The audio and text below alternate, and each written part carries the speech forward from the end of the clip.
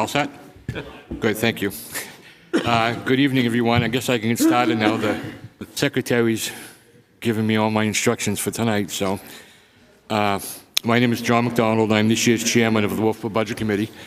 And up here with me, I'll just read off the names, is Bob Tuffer, he's the vice chair, Bob Lohman, Matt Plash, Tom Bell, John Burt, Bob Mulholland, Brian Black, and Steve Johnson's not available right at this time. He's going to come on line probably in about an hour and a half or so when we start voting on the warrant articles. And we've got Brian DeShays over there, Brian, who is the selectman representative, and also Linda Murray, who's the alternate. We're going to go through the budget first, and then after that we'll talk a little bit about the warrant articles. The committee will vote on the warrant articles. And just want to let you know the town manager, he set a goal of not to exceed 7.5% over the 2022 operating budget.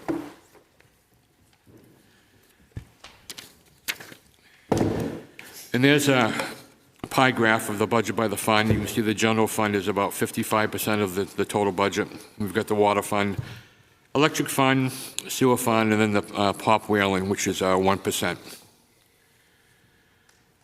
Next slide is shows the 22 operating budget. That was a $945,114 increase over 2021.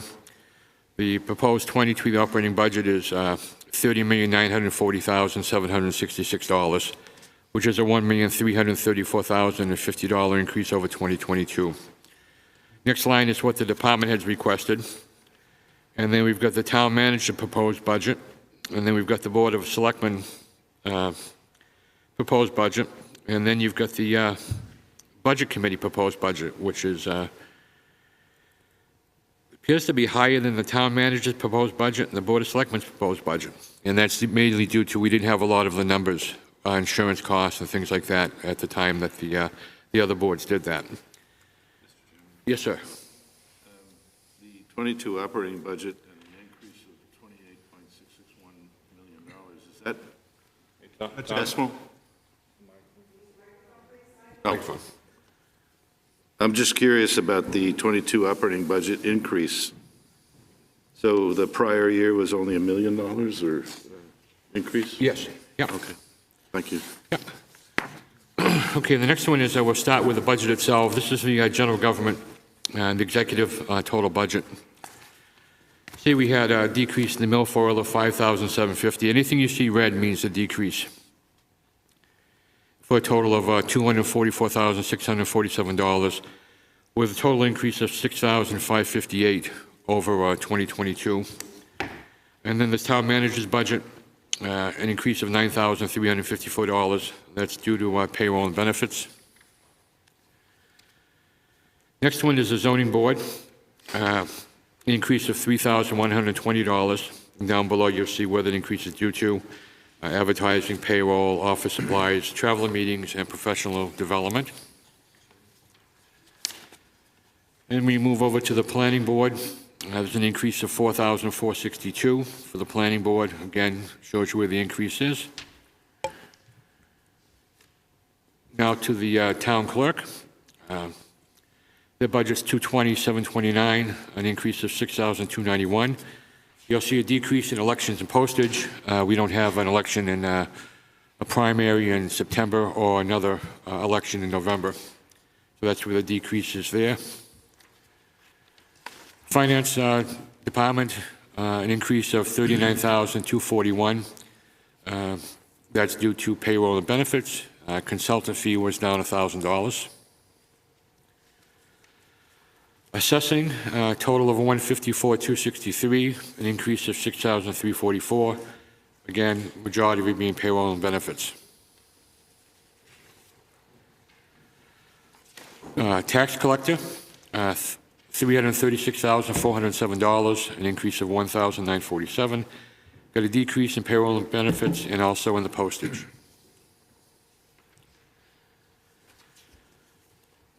Okay, general government, legal expenses, $115,000, legal increase of $10,000 over 2022. Personnel administration, $2,417,149. This includes all the health insurance and dental insurance for the employees.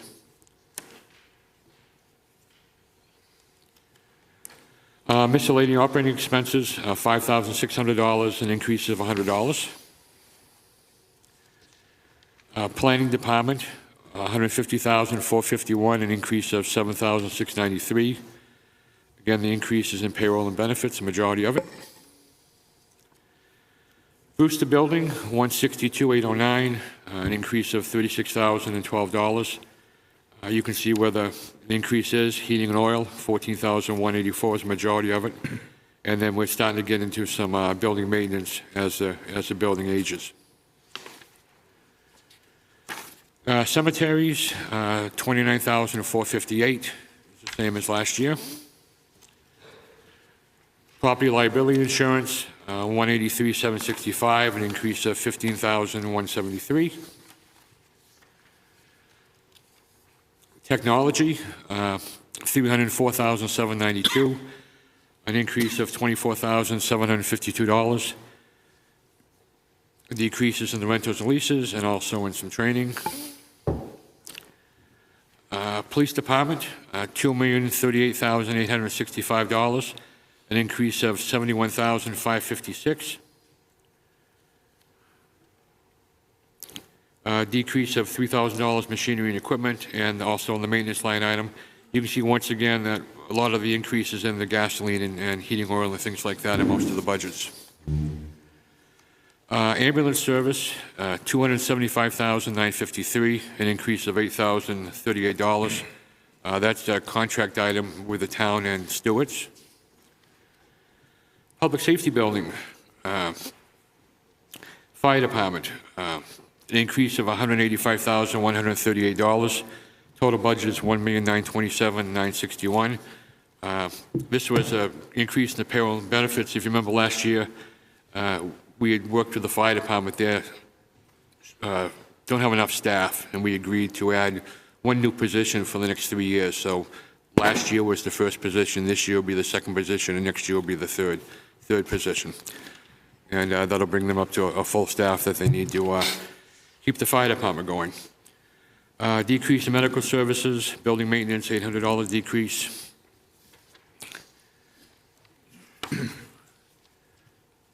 Okay, codes, $107,862, a decrease of $21,692. Decrease in payroll and benefits, also in the advertising. Emergency management, $4,492. That was an increase of $2,542 due to payroll and benefits. Public safety building, $65,719. Decrease in maintenance and also rentals and leases. Again, an increase in propane, we have no control over. Communications, an increase of $32,779 for a total budget of $525,100. Highways and streets, town engineer, $168,581, a decrease of $9,247, and that's a decrease in payroll and benefits.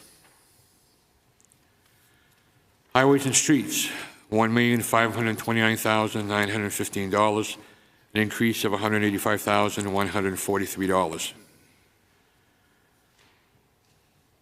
Get some decreases in some outside services, rentals and leases, machinery and equipment. Again, the increase, we see that in the diesel and also in the gasoline. Public works, grounds and maintenance, $108,012, decrease of $56,076 due to payroll and benefit decrease.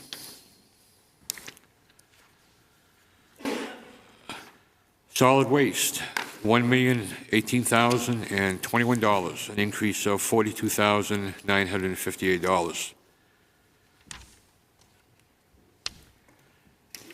General operating supplies are up. What else is the one that stands up? And again, then we've got the diesel also. Health and welfare, health officer budget, $11,350, an increase of $2,181, again, due to payroll and benefits.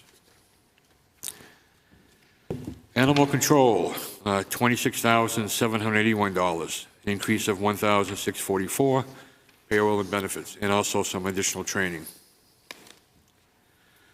Okay, the next one is agencies. These are nonprofits that come to Wolfeboro, to the community, and ask for help fulfilling the needs of the services that they do for the folks in town and some surrounding communities. That total budget is $132,843 for a decrease of $2,222. I'm sure most of these organizations you folks have heard of. Some of you maybe like the Dinner Bell and what's the other, Meals on Wheels, probably take advantage of it. They do a lot of good for the community.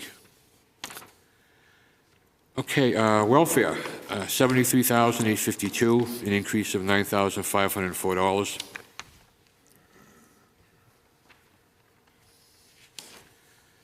Park administration, $252,750, an increase of $27,270. Again, payroll and benefits is the main driver. Park maintenance, $264,542. A park maintenance increase of $12,545.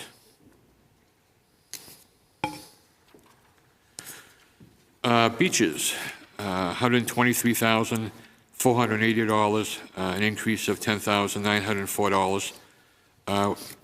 They've indicated, the Parks and Rec directors indicated she's had trouble getting lifeguards, so she's trying to kick up the salaries to try to attract lifeguards because Brewster now has a requirement that we have to have lifeguards at the beach when we're open. So hopefully we'll get a few more applicants for that.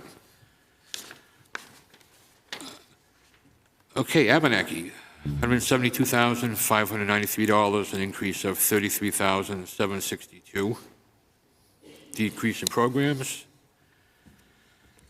Hockey rink, $100,448. Program's total budget is $147,051, with an increase of $28,601.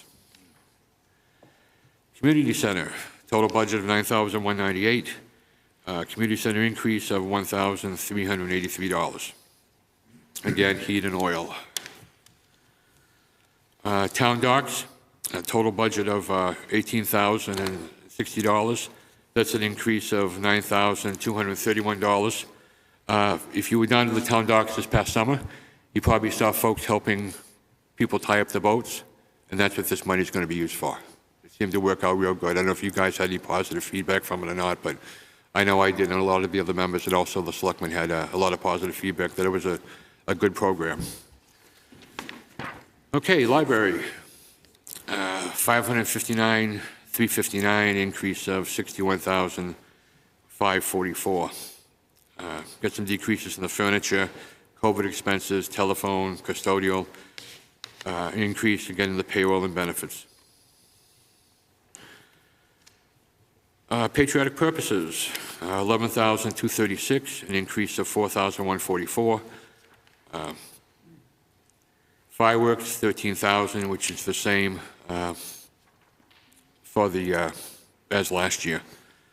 Patriotic purposes, that covers a lot of the flags on the graves, events like that, Memorial Day, and special events that are patriotic to the community, as the title says. Okay, Liberty Museum budget, $48,940. Liberty Museum increase of $2,583. Clark House, $12,692. That's the same as last year. Conservation Commission, total budget $21,953, an increase of $308. Economic Development, $16,239, an increase of $65. Now we'll move on to the debt service. Debt service total budget is $1,545,728. Debt service increase of $376,436. That's on the long-term principal and long-term interest. Jim, can you help me out? What is that? What does that increase due to? We're starting to pay off some additional bonds or something, or what is that?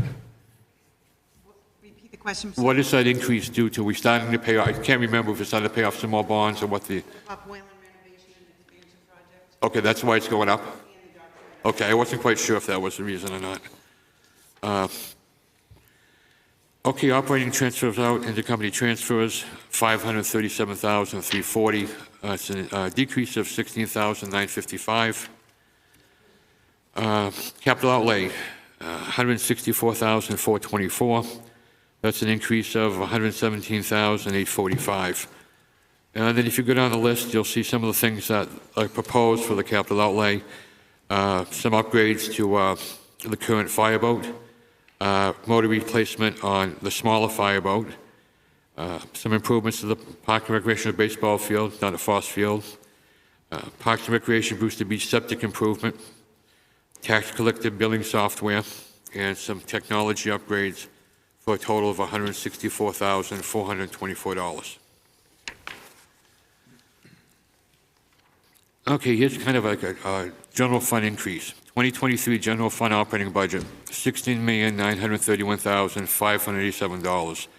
2022 operating budget, $15,703,862, for an increase of $1,227,725, which represents a 7.81% increase over 2022.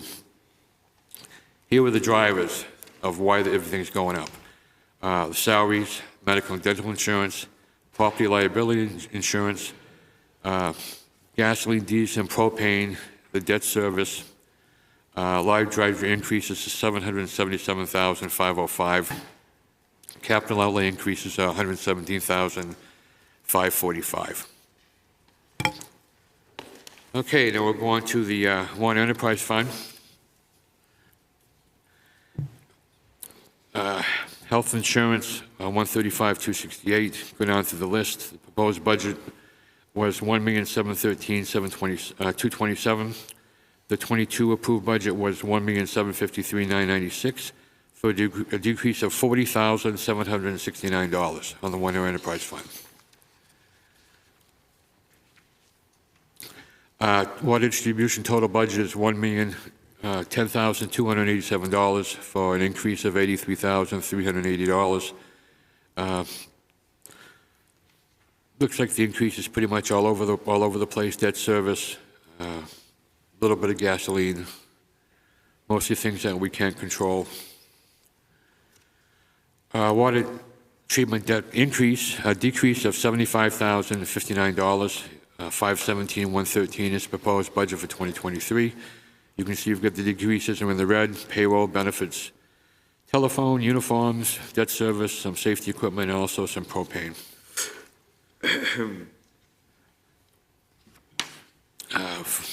Water fund funded by fees and other revenue. Water capital projects, the total budget is $85,000. We've got a decrease of $15,000. New pickup truck, and we're also going to do a water meter replacement. Jim, remind me, is this pickup truck the one that's going to be electric? That's correct, Mr. Yeah. Chairman. We're going to, what's the model? That a Chevy? Was it going to be a Chevy? It's a Chevy EV, correct. So this pickup truck will be fully electric. The second fully electric vehicle that we have in the town. Okay, let's move on to the proposed electric enterprise fund. Total request is $10,422,369. The approved budget over last year was $10,377,438. So we've got an increase of $44,931.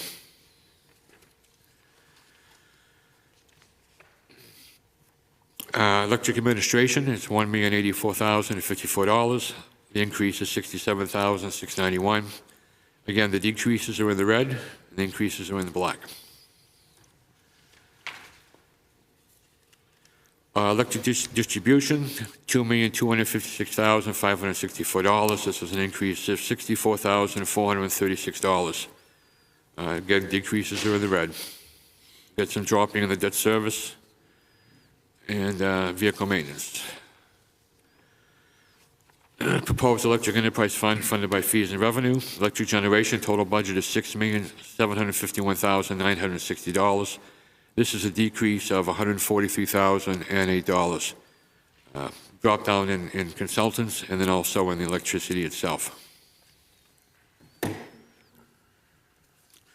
Electric capital projects, total budget is $50,000, and That's going to be to do some engineering for the customers out on Melody and Keniston Island. Sewer Enterprise Fund. Looks like we have an increase of $5,247 over 2022 for a total of $1,695,763. Sewer collection, $379,613, a decrease of $2,970. Again, the decreases are in the red. Wastewater treatment plant, $1,284,463. That's a decrease of $3,599. Now we'll move into the Pop Whalen Enterprise Fund. Budget is $303,003. It's an increase of $71,667. Again, heat and oil. Not all of it, but it's a good chunk of it. And also the propane.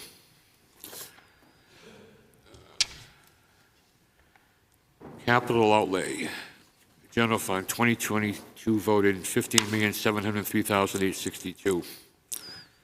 2023 is a 7.82% increase for $16,931,587.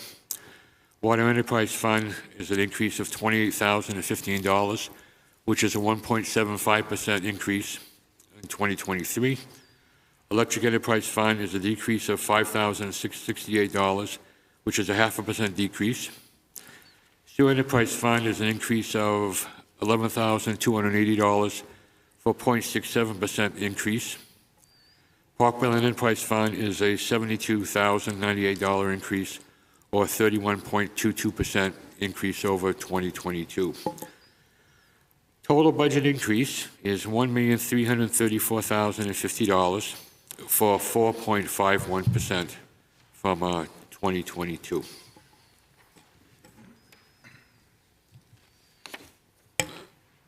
Okay, and then there's another one that shows, hopefully it's a pie graph of all the different funds. Any questions about your 2023 budget?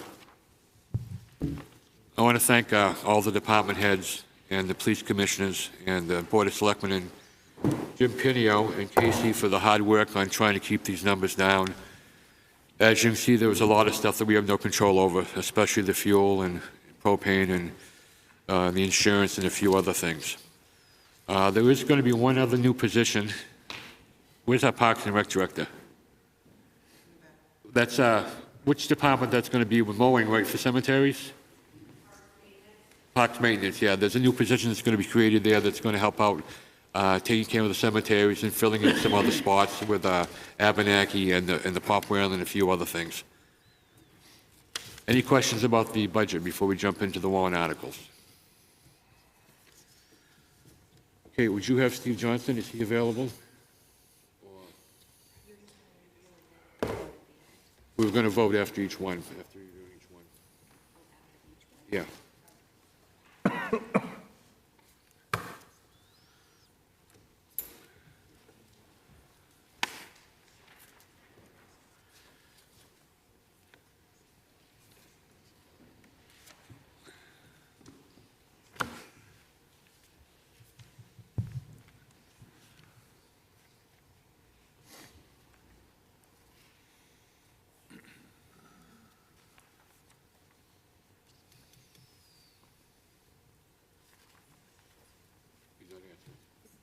Okay. Jim, you want to start reading these? Sure. I'm going to come to the podium. Okay.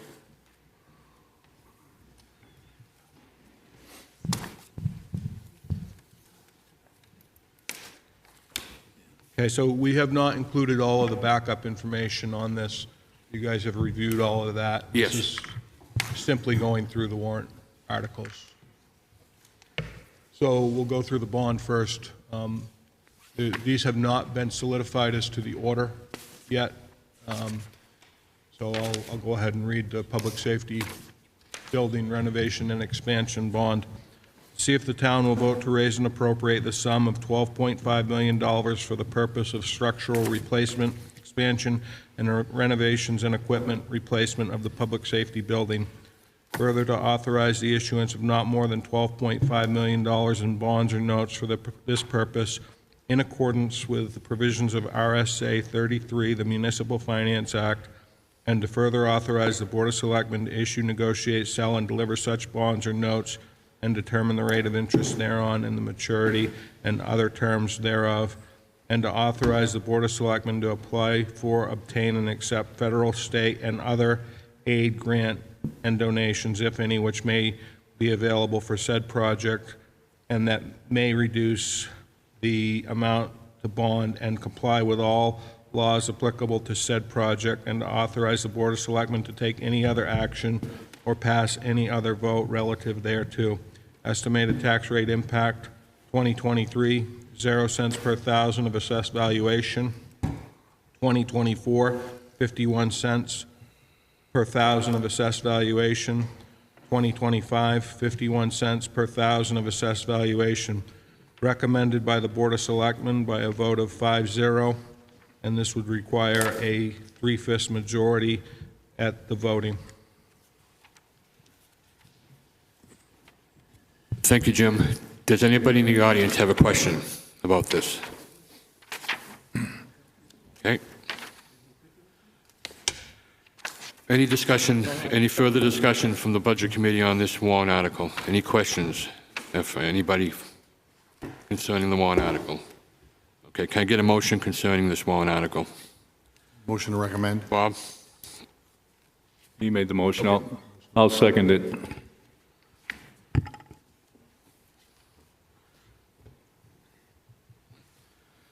Okay, it's a motion to recommend by Bob Mulholland, seconded by Bob Tuffer. Any further discussion? Okay, this would be a roll call vote. Bob Tuffer, Yes. John Berg, Yes.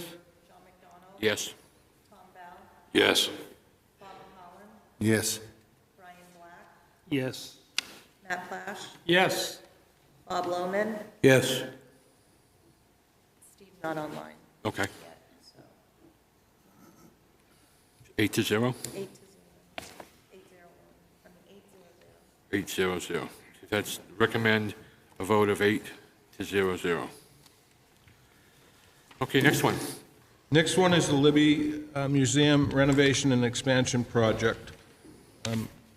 So we added the language that the board had requested us to put in regarding the Schroth account. So there's a slight adjustment on this, the numbers. The article reads, to see if the town will vote to raise and appropriate the sum of $4 million for the purpose of structural repairs, equipment replacement, expansion, renovation, and engineering of the Libby Museum.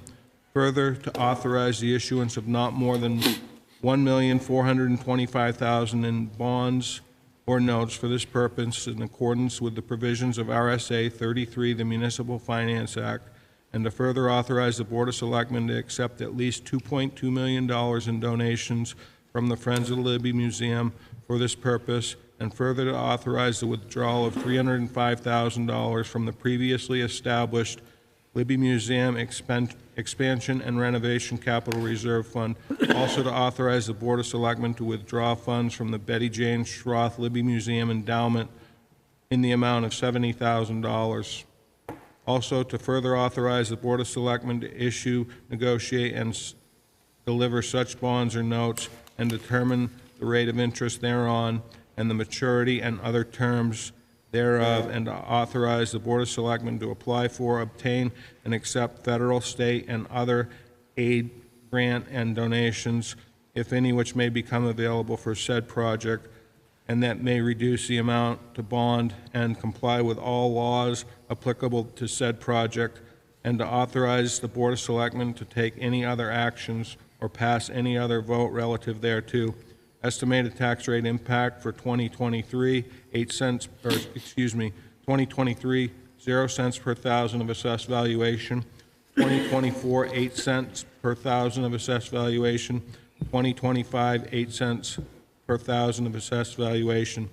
Recommended by the Board of Selectmen by a vote of 4-0-1. 3/5 majority is required for passage at town meeting. Okay, any questions in the audience? Yes, Suzanne.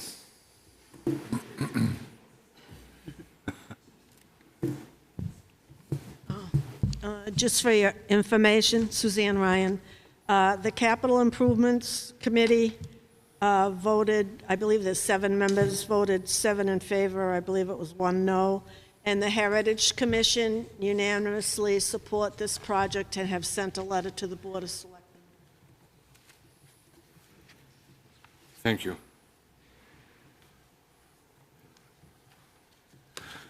Somebody has their hand raised. Yes, sir.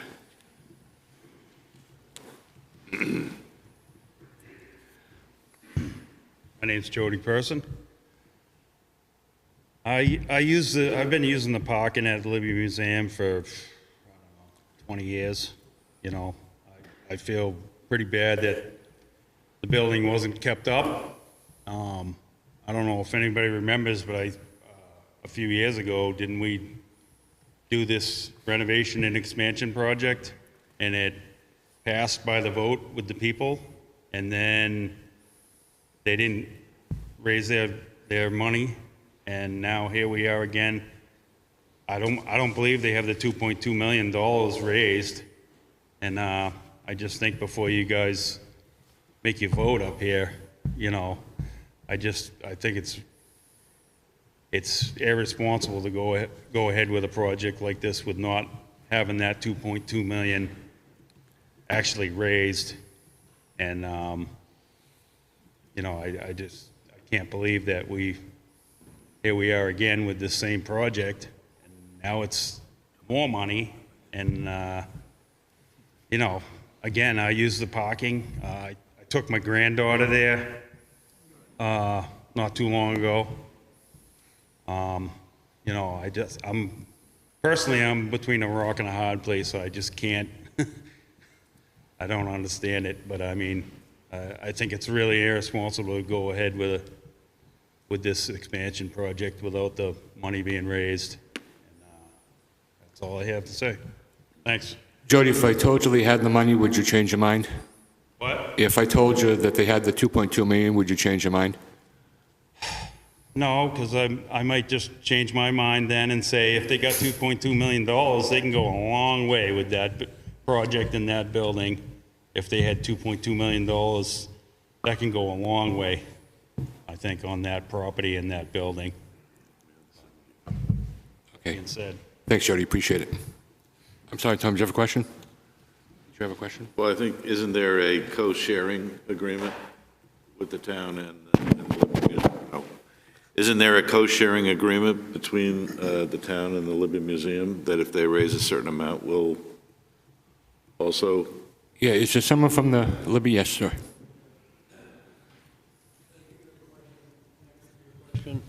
My name is John Wilkins. I'm the treasurer of the Friends, and I'm representing the Friends tonight. I know Jeff O'Connell, who lives here in Wolfeboro, was here representing us last night. And the answer to your question is yes, there is a partnership in motion between the Friends and the trustees. Going back 13 months to December 2021, we worked out a memo of understanding, non-binding obviously, that we do 70%, they do 30%, and that was based on the $2.8 million Cobb Hill estimate that we were given prior thereto. 7 months later, Cobb Hill came in and said, guess what? There's been some inflation, it's now 3.1. So our fundraising people went back to our donors, and we said we're still in the game. We would like to raise our amount by 10% to go to $2.2 million. And then in September, before the Capital Improvements Committee, we indicated quite clearly that $2.2 million was our maximum. We can do $2.2 million, and with any luck, we'll be able to raise more. As you know, the end game here is for an operating agreement between the Friends and the Libby trustees / selectmen, wherein the Friends would assume operational control with the town continuing a certain level of maintenance, so that over the years it would help the town lower that whatever effort they're making towards the Libby, with the Friends picking up the slack through further fundraising and development. So That's the specific answer to your question. Thank you for asking it. I'm happy to answer any other questions that other members might have. We believe this is a really fine solution going forward.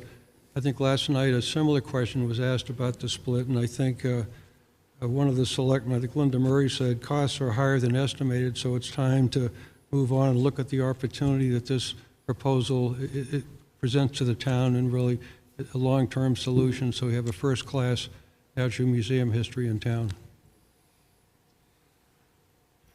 Thank you. Thank you. Any other questions? Yes, sir. Just a comment.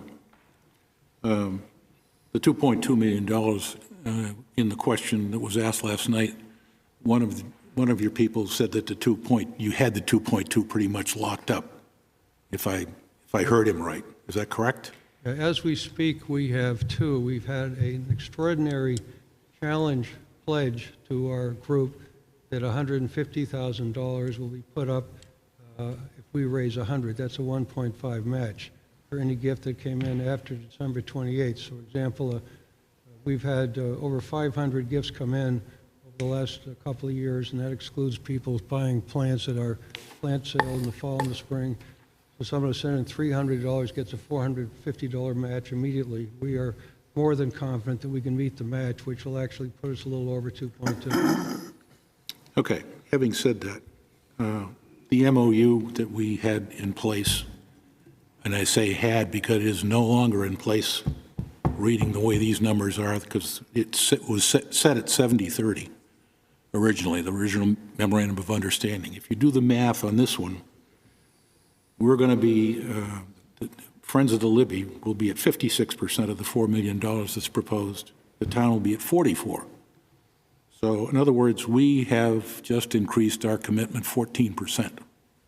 And we have totally negated the memorandum of understanding.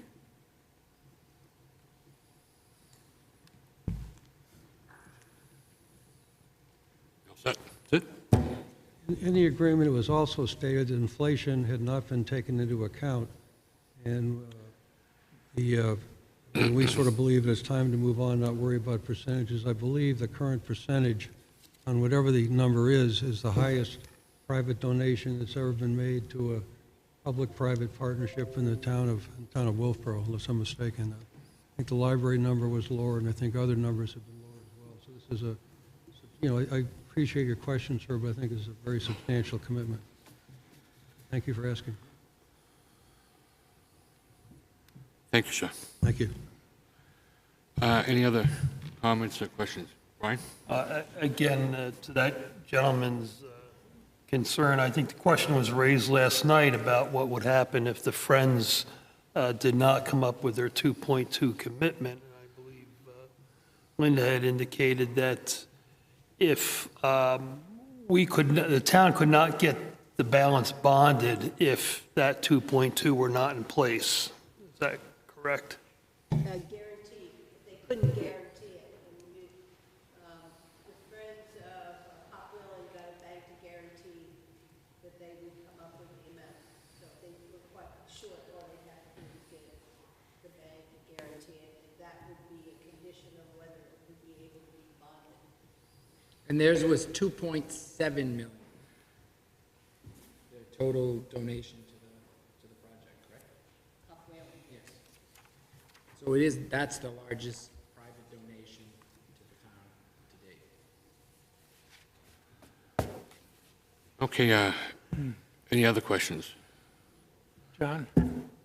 So I guess the 2.2 million the Friends might be able to come up with if the match is successful, but if I understand, that does not meet the requirement under the MOU, so the MOU is now jettisoned? It's my understanding that they have donations totaling 2.2 million. Is that correct? Yeah. But that's not 70% of the project? No, but I guess what's happened is when the MOU was all signed, prices went up. That happens. And that threw everything off. I guess I see this as a want, not a need, to put it in simple terms. So we've got high interest rates, bonding this at a high interest rate. If we go through the municipal bond bank, won't be able to be refinanced later. We've got homeless people living in the woods and people paying up to $10 a dozen for eggs. So it's a tough year to be. Okay, thank you, Matt. I'm going to do the motion to recommend this warrant article, if I could get a second. Thank you.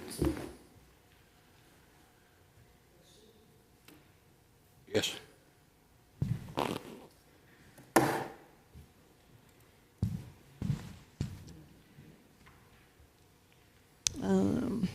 I think the wording somewhere in here says issuance of not more than 1,400,000. So there's a ceiling on this, number one. Number two, selectmen and the Friends have a memorandum of understanding as to what amount they're to they have recently agreed to the 2.2. And one thing that hasn't been said, that if when the town is ready to, if this passes, and the town is ready to go out for a bond, and they don't have the money, the selectmen don't have to put a shovel in the ground and do a thing. The selectmen, this isn't commonly known, but they don't have to do what the voters vote to do. If it shows that there is an imperative reason why they should not go forward, they don't have to go forward. So if the Friends don't bring in that check for 2.2, the selectmen don't have to do that. Thank you, Suzanne. I'm just going to speak a little bit to my motion. We've had a lot of projects at Town Hall. This was done with the Friends. The library, that was done with the Friends. I'm hoping Chief Rondo will get some friends for the new PD. Chief, I want to see a smile on your face. My God, I never see you smile anymore. Friends of the Public Safety Building. Library, Yeah, you know, the library. And you're all smiles, Chief. I think you'll have a better shot. You know, I think I give a credit to the Friends for raising that kind of money. I think that says a lot for them. I think it says a lot for the community that they want to keep the museum open. I can remember the two things that I saw. I like to reminisce every once in a while, but I still remember the mummy's hand and the dugout canoe, and that was probably back when I was. Don't forget the bear. Yeah, the bear also when I was 5 or 6 years old. So it does have a special place in my heart, and I think it has a special place in a lot of families in town, and this is well worth supporting it. It's not too often where we get someone, a group, step up and offer $2.2 million to try to work on a project to move it forward. And I'd ask my fellow members to support, recommend. Thank you. Okay, anyone else want to speak?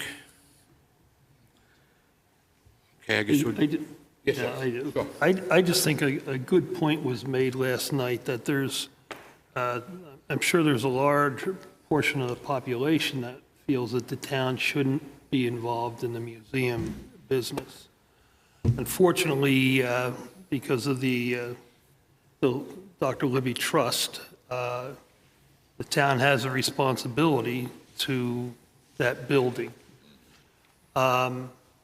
And the point was made last night that if this project were to move forward and the museum were put in a position where it's more viable, the building is strengthened, and the heating and air conditioning or the environmental system could help maintain the displays, that it might start the path down the road of the Friends taking over the Libby Museum, down the road. So that might be a means for the town to get less responsibility or have less responsibility to that. They've also developed an endowment, right? I believe, I'm not sure if they have. That's what they said last night. Yeah.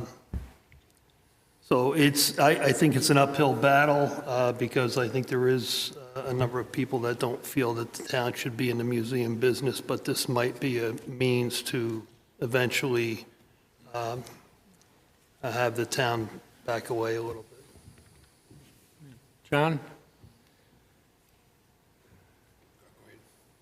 Yeah, I think what the Friends have done is great. I think it would be great if they took it over. If we do these bonds, they're going to have a 15 or 20-year life. I doubt they'll be taking over the bonds.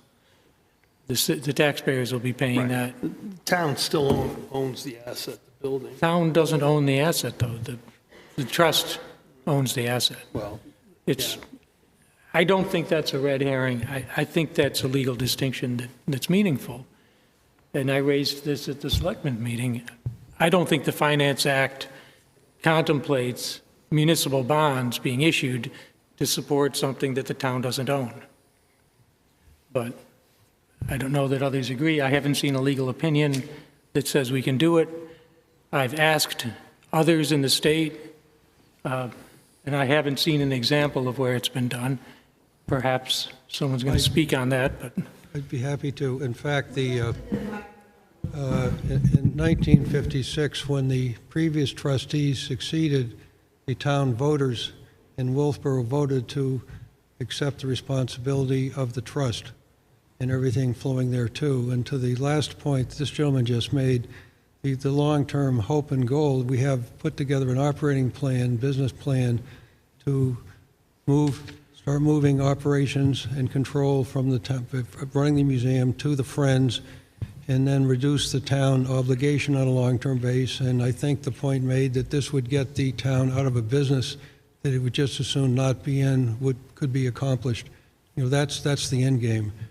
And there are many donors that we have spoken to that have not yet committed who are very much in favor of that end game and would be seriously supportive of that in a major financial way.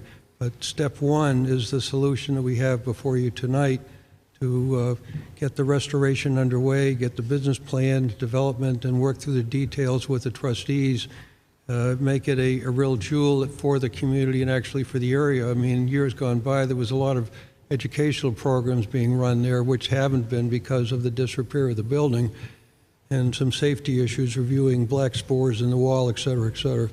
So this is the path forward. We strongly believe, and I hope the members, the majority of the committee will believe this is the positive path forward for the Libby and for the town. It's a joint effort.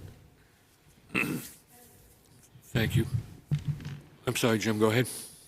Yeah, just to answer Matt's question, we did reach out to bond counsel, Devine and Milliman. Attorney LaHulier worked with Attorney Puffer, and they came back and they came to the conclusion that they can bond this, and we are actually already carrying bonds on the Libby Museum. Thank you, Jim. Any more discussion, John? Quick question. I thought there was an agreement that they would pay 70% and we pay 30%. Was that an agreement made between Libby Museum people and the town? Jim, you want to tell us what the status is of that? John, there was an agreement in place with the Friends of the Libby and the Board of Selectmen regarding a 70-30 split. However, there's a line in that memorandum of understanding that states does not contemplate escalation. The Friends of the Libby Museum have exercised that option within the memorandum of understanding. They've brought to the Board of Selectmen the fact that they are on the cusp of their $2.2 million, which was originally agreed to, and as a result of that, the Board of Selectmen decided to put it on the warrant and vote in favor 401, because it is a lot of money coming forward for this project, and if this doesn't go forward this time, that money goes away. So that's where we're at. I was really interested in getting a yes or no answer. Yes, there was, and now it's no longer in place. Okay, any other discussion? Okay, Leanne, could you please do a roll call vote? Was there a second? Yes. Bob Tupper, No. John Berg, No. John Yes. Yes. No. Brian Black, Yes. Matt Plash, No. Bob Lohman. No. Okay, so it's 3, 5, 0.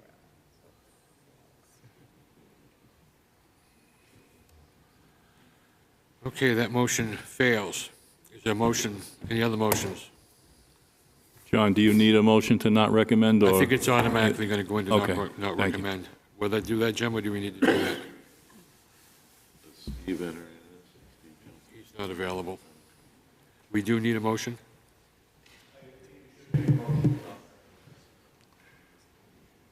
Okay, someone want to make a motion not to recommend? Yes, I will. I make a motion to not recommend this warrant article. Second.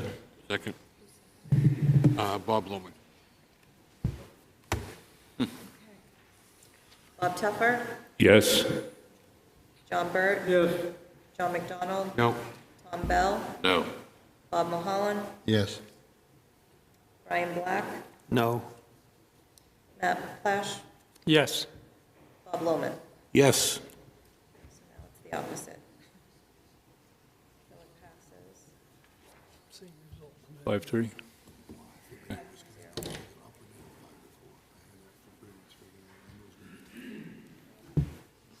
Leave it up to the voters.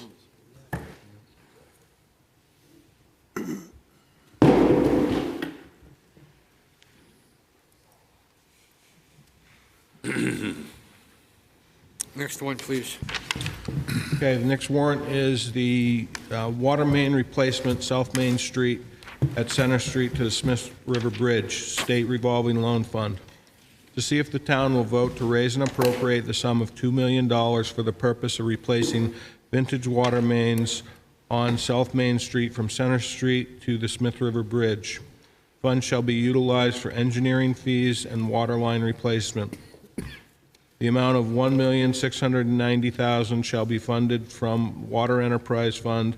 This expenditure shall not result in any increase in the tax rate. Further, to authorize the issuance of $1,690,000 in bonds or notes for this project in accordance with the provisions of RSA 33, the Municipal Finance Act, and to further authorize the Board of Selectmen to issue, negotiate, sell, deliver such bonds or notes, and to determine the rate of interest thereon and the maturity and other terms thereof, and to authorize the Board of Selectmen to participate in the State Revolving Loan Fund, RSA 48614, established for this purpose, and to allow the Board of Selectmen to accept such monies as become available from the federal, state governments, and to authorize the Board of Selectmen to take any other actions or pass any other vote relative thereto, and to authorize the town manager to sign any related documents. The town has been awarded a New Hampshire Department of Environmental Services American Rescue Act grant in the amount of $310,000. Estimated tax rate impact 2023, 0 cents per thousand of assessed valuation. 2024, 0 cents per thousand of assessed valuation. 2025, 0 cents per thousand of assessed valuation. Recommended by the Board of Selectmen by a vote of 5-0, 3/5 majority required. And this is on the Water Enterprise Fund, so there is no tax rate impact. Okay, anybody have any questions for that warrant article? Okay, can I get a motion from someone concerning it? Motion that we recommend. And a second? Okay, any further discussion? Hearing none, seeing none, please do a roll call. Bob Tuffer, Yes. John Burt, Yes. John McDonald. Yes. Tom Bell, Yes. Bob Mulholland, Yes. Brian Black, Yes. Matt Plash, Yes. Bob Lohman. Yes. It passes 8-0 to recommend, okay, thank you. Next one, Jim? Sewer line extension, Forest and Varney Roads, bond. To see if the town will vote to raise and appropriate the sum of $1 million for the purpose of engineering and installing sewer extension on Forest Road in the area of Cary Beach and Varney Road in the area of Friend Street. Further, to authorize the issuance of not more than $1 million in bonds or notes for this purpose in accordance with the provisions of RSA 33, the Municipal Finance Act, and to further authorize the Board of Selectmen to issue, negotiate, sell, and deliver such bonds or notes and determine the rate of interest thereon and the maturity and other terms thereof, and to authorize the Board of Selectmen to apply for, obtain, and accept federal, state, and other aid grants and donations, if any, which may become available for said project, and that may reduce the amount to bond, and to comply with all laws applicable to said project, and to authorize the Board of Selectmen to take any other action or pass any other vote relative thereto, and to authorize the town manager to sign any related documents. Estimated tax rate impact 2023, 0 cents per thousand of assessed valuation. 2024, 6 cents per thousand of assessed valuation. 2025, 6 cents per thousand of assessed valuation. Recommended by the Board of Selectmen by a vote of 5-0, 3/5 majority required.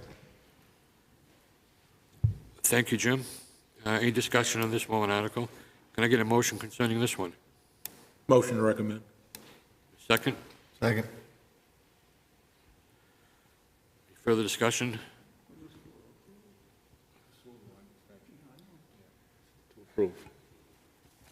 Roll call vote. This will be on sewer line extension, Forest and Varney Roads. Bob Tupper, No. John Burt, No.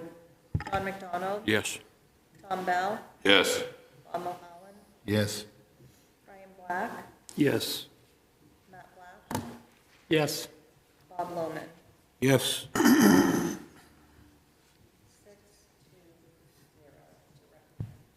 6-2-0 to recommend. Thank you. Next one, Jim? That's it for the bonds. Now we're on to the cash warrant articles for 2023. Municipal electric vote. To see if the town will vote to raise and appropriate the sum of $170,000 for the purpose of replacing the municipal electric boat trailer and associated equipment. The amount of $170,000 shall be funded from the Electric Enterprise Fund. This expenditure shall not result in any increase in the tax rate. This appropriation is non-lapsing pursuant to RSA 32(7), Roman numeral 6, and shall lapse on December 31, 2024 upon completion of the project, whichever occurs first. Estimated tax rate impact 2023, 0 cents per thousand of assessed valuation, recommended by the Board of Selectmen by a vote of 5-0. Okay, any questions or discussion? Can I get a motion concerning the municipal electric vote? Motion, I'll second it. John Burt made the To motion. recommend? Yes. Yes. Any further discussion? Okay, roll call vote, please. Yes. Yes. Yes. Tom Bell, Yes. Bob Mulholland, Yes. Brian Black, Yes. Matt Black, Yes. Bob Lohman. Yes. 8-0 to recommend. Okay, thank you. Mini excavator. Mini excavator. To see if the town will vote to raise and appropriate the sum of $130,000 for the purpose of purchasing a mini excavator. The amount of $78,000 shall be funded from the general fund. The amount of $26,000 shall be funded from the Water Enterprise Fund. The amount of $26,000 shall be funded from the Sewer Enterprise Fund. This appropriation is non-lapsing pursuant to RSA 32(7), Roman numeral 6, and shall lapse on December 31, 2024, or upon completion of the project, whichever occurs first. Estimated tax rate impact for 2023, 3 cents per thousand of assessed valuation. Recommended by the Board of Selectmen by a vote of 5-0. Any discussion? Can I get a motion? A quick question, please. Motion to recommend? Excuse me, I have a question. If I read this right, the net of this thing is 52,000, is that correct? 130,000, of which 78,000 is coming out of the general fund and another 26 in the Water Enterprise Fund. That should leave 52, 70? Yeah. Okay, I got it. Never mind. I'm good. Set? Okay. Motion to recommend. Okay, you a second? Second. Second, okay. Discussion, okay. Roll call, please. Motion to recommend. Bob Tupper, Yes. John Burr, Yes. John McDonald, Yes. Tom Bell, Yes. Bob Mulholland, Yes. Brian Black, Yes. Matt Blatt, Yes. and Bob Logan. Yes. 8-0, one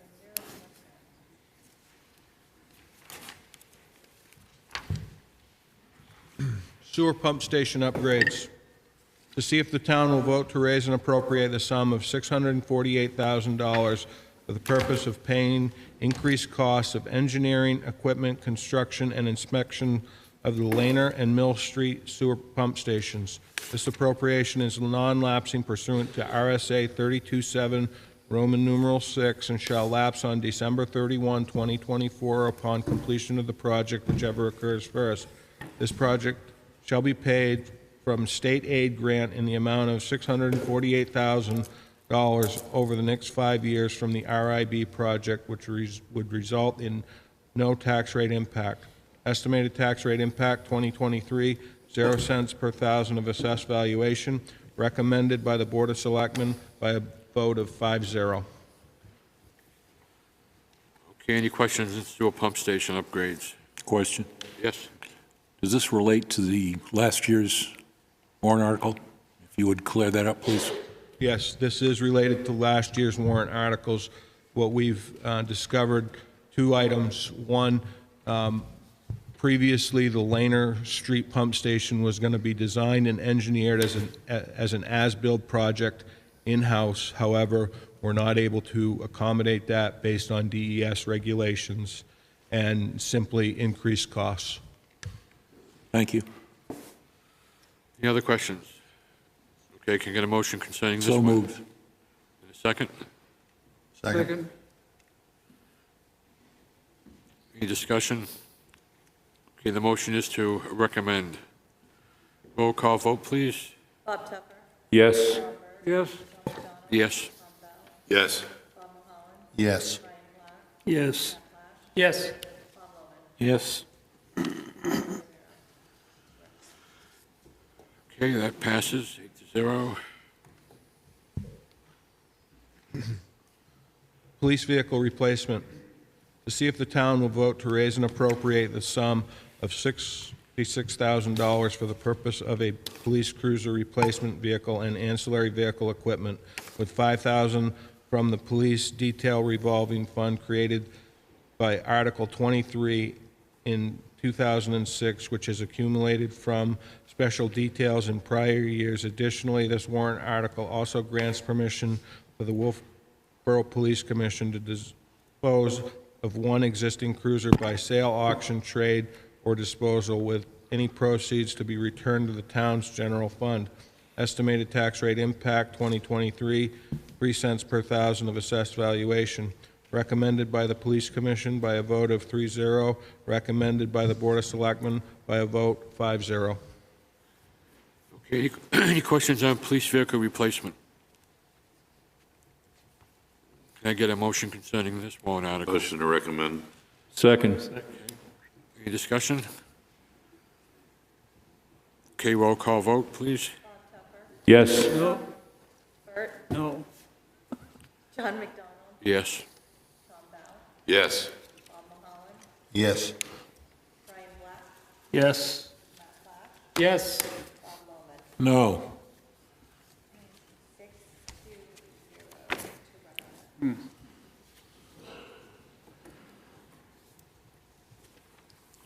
recommend. This is a ASME employment agreement with town employees.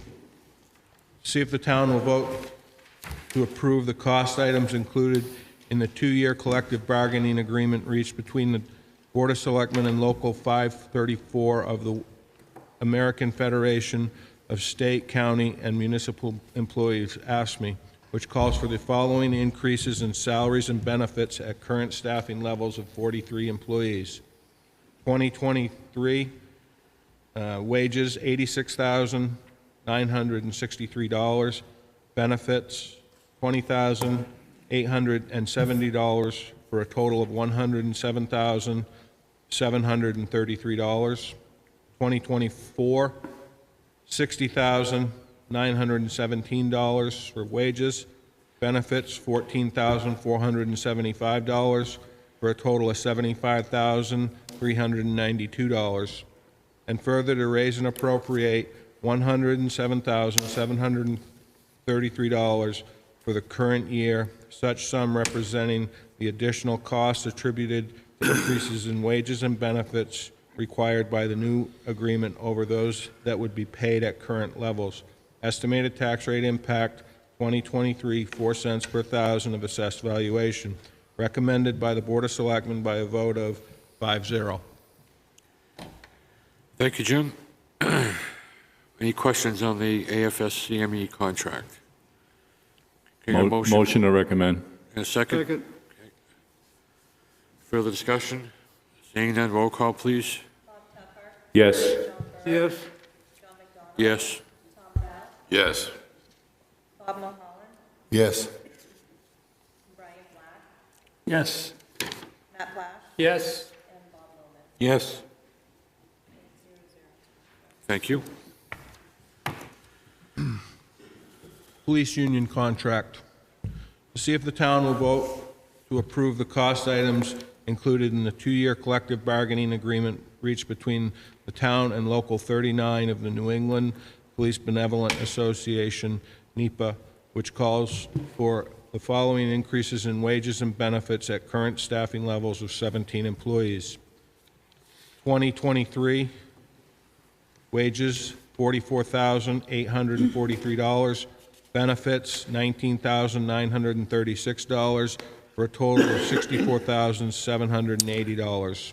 2024, $22,080 for wages, benefits $6,640, for a total of $28,720. And further to raise and appropriate the sum of $64,780 for the current year, such sum representing the additional costs attributable to the increase in wages and benefits required by the new agreement over those that would be paid at current levels. Estimated tax rate impact for 2023, 2 cents per thousand of assessed valuation. Recommended by the Police Commission by a vote of 3-0. Recommended by the Board of Selectmen by a vote of 5-0. Thank you, Jim. Any questions on the police union contract? Can I get a motion concerning? So moved. That's Second. To recommend? Okay, thank you. Any further discussion? Please, Leanne, roll call. Yes. Yes. Yes. Tom Bell, Yes. Bob Mulholland, Yes. Brian Black, Yes. Matt Blash, Yes. Bob Lohman. Yes. 8-0, recommend.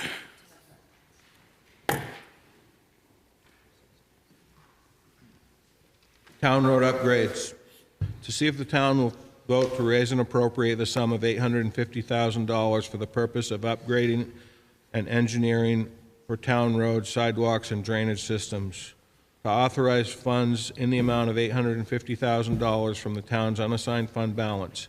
This appropriation is non-lapsing pursuant to RSA 32-7, Roman numeral 6, and shall lapse on December 31, 2024, upon completion of the project, whichever occurs first.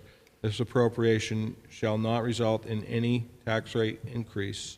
Estimated tax rate impact 2023, 0 cents per thousand of assessed valuation, recommended by the Board of Selectmen by a vote of 5-0.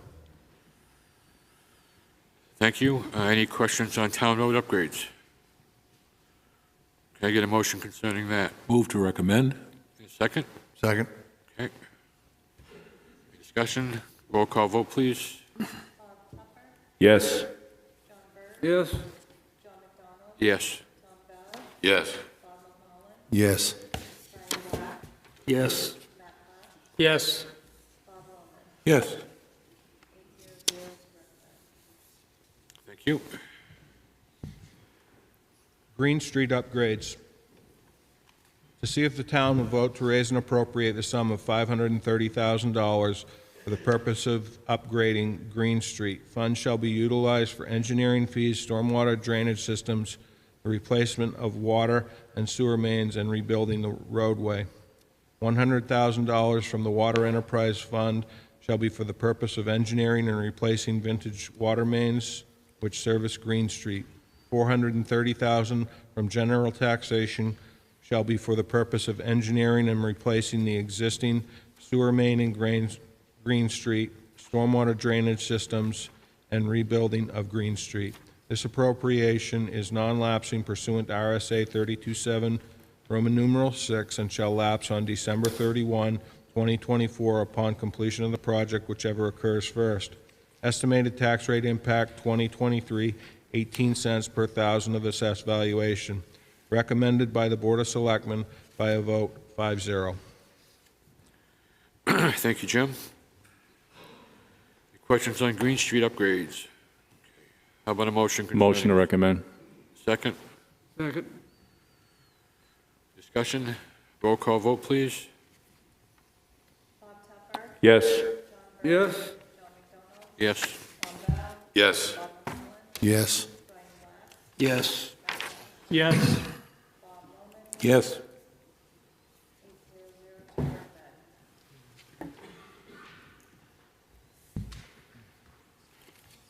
Veterans Tax Credit.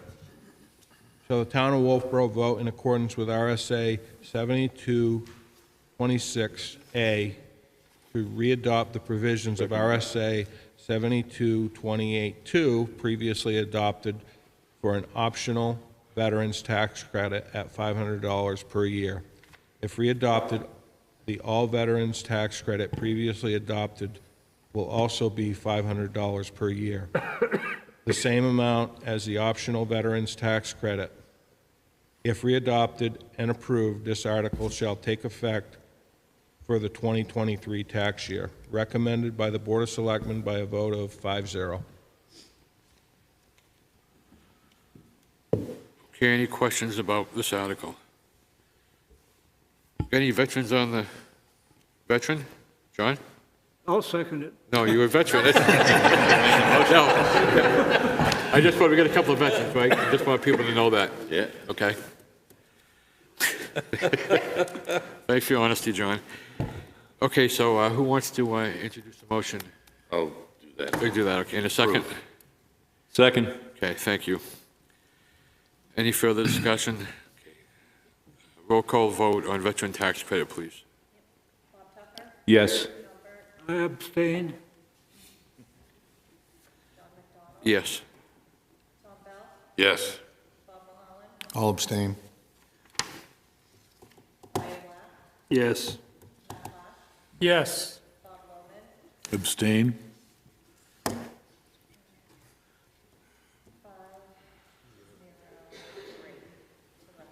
Thank you. School Resource Officer, Kingswood Campus. To see if the town will vote to raise and appropriate the sum of $72,706 for the purpose of creating a new position within the Wolfeboro Police Department effective June 5th, 2023. During the regular school year, this position shall be assigned the position of School Resource Officer, SRO, for the Kingswood campus. The remainder of the time outside the regular school year, this position shall be assigned as a Town of Wolfeboro patrol officer. School District SAU 49 shall pay the Town of Wolfeboro 50% of payroll and benefits, which is $22,338 for this position for up to 72 days, August 2023 through December 2023, as outlined below. This position shall be created and filled only if both the town warrant article and the SAU 49 warrant article number 7 pass. If both articles are successful, this position shall be fully funded in future years, with the SAU 49 paying half of the payroll and benefits for up to 180 days outlined above. Estimated tax rate impact for 2023, 2 cents per thousand of assessed valuation. Recommended by the Police Commission by a vote of 3-0. Recommended by the Board of Selectmen by a vote of 4-0-1. Thank you, Jim. Can you wait just a second, please? Everyone got some packets from the captain? Information, okay. Go ahead, Suzanne, please. Yes. I see this is for the Kingswood campus, and that's a cooperative school district, right? More than one town? Are the other towns contributing to this? I believe only through their taxes. The what? Their school taxes, they'll contribute to it, but not as So far are we as, getting taxed twice? yes.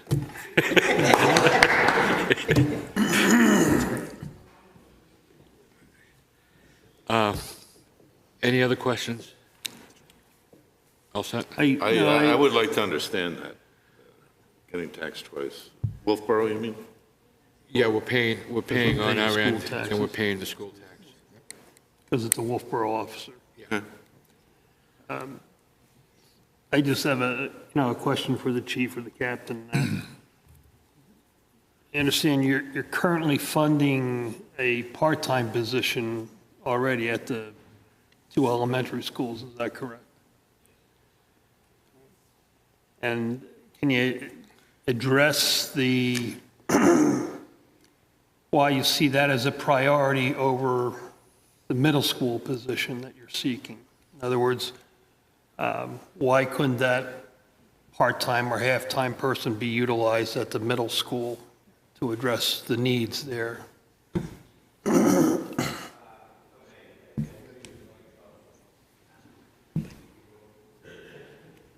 One of the reasons, we did speak about that, and one of the reasons we did not do that is what this woman just brought up is, the Carpenter School and Crescent School are not part of the regional district, right? They're just responsible by the town of Wolfeboro taxpayers. So far as paying twice, I would very much disagree with that. The costs are being shared by the entire school district for this particular position. So, the other towns that send their kids to this school will also be paying for this position. The school district pays a rate while the officer is in that school every day. The town would pay that officer's salaries, like in the summertime if he's out on patrol. That would be the town of Wolfeboro's full responsibility. But when he or she are in school, it is shared by the taxpayers of the entire district. Oh, it's true. Yeah, because, so the school board has a warrant article right now that mimics this one and mirrors this one. So for this position to pass, both the SAU's warrant article and the town's warrant article, which we're talking about tonight, both have to pass. If one fails, the position fails.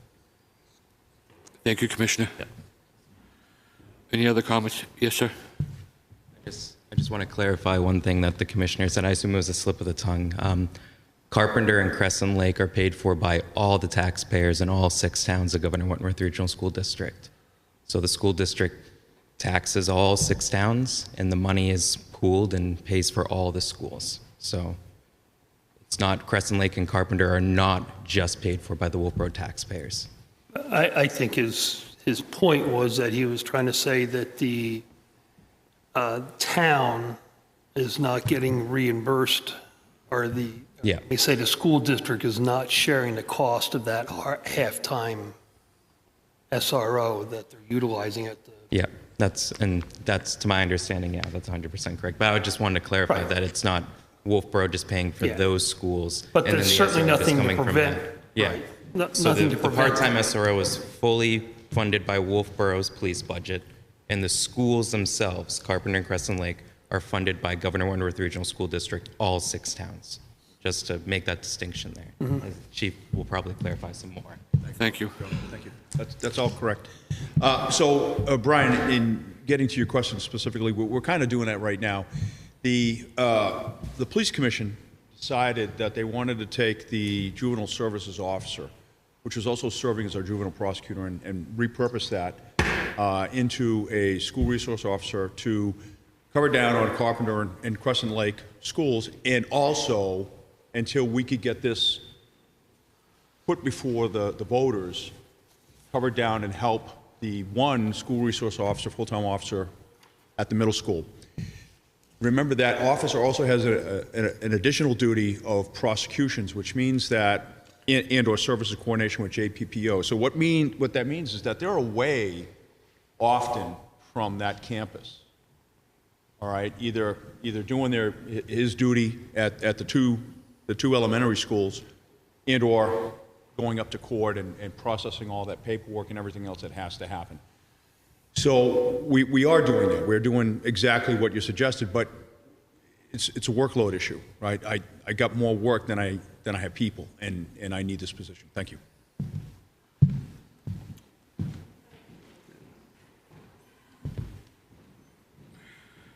Captain? Yeah, as you saw the packet that I got for you today from yesterday's meeting, the offenses that you see in there, especially in 2022, have increased. I mean, it shows you right there that the data doesn't lie. 2021 is when we did notice this concern as it was coming up. I know there was a COVID year in 2021 in the beginning. It was still a hybrid model in the first half. The second half, they came back normal. The increases of the offenses went up. As you could see back in 2016, 17, there really was an average amount, what we said before. We saw this increase. We saw the concern. We saw it coming in 2022 in the beginning of the year. At the end of their 2020, 2021 school year. Officer Devine needed help. She said she needed help.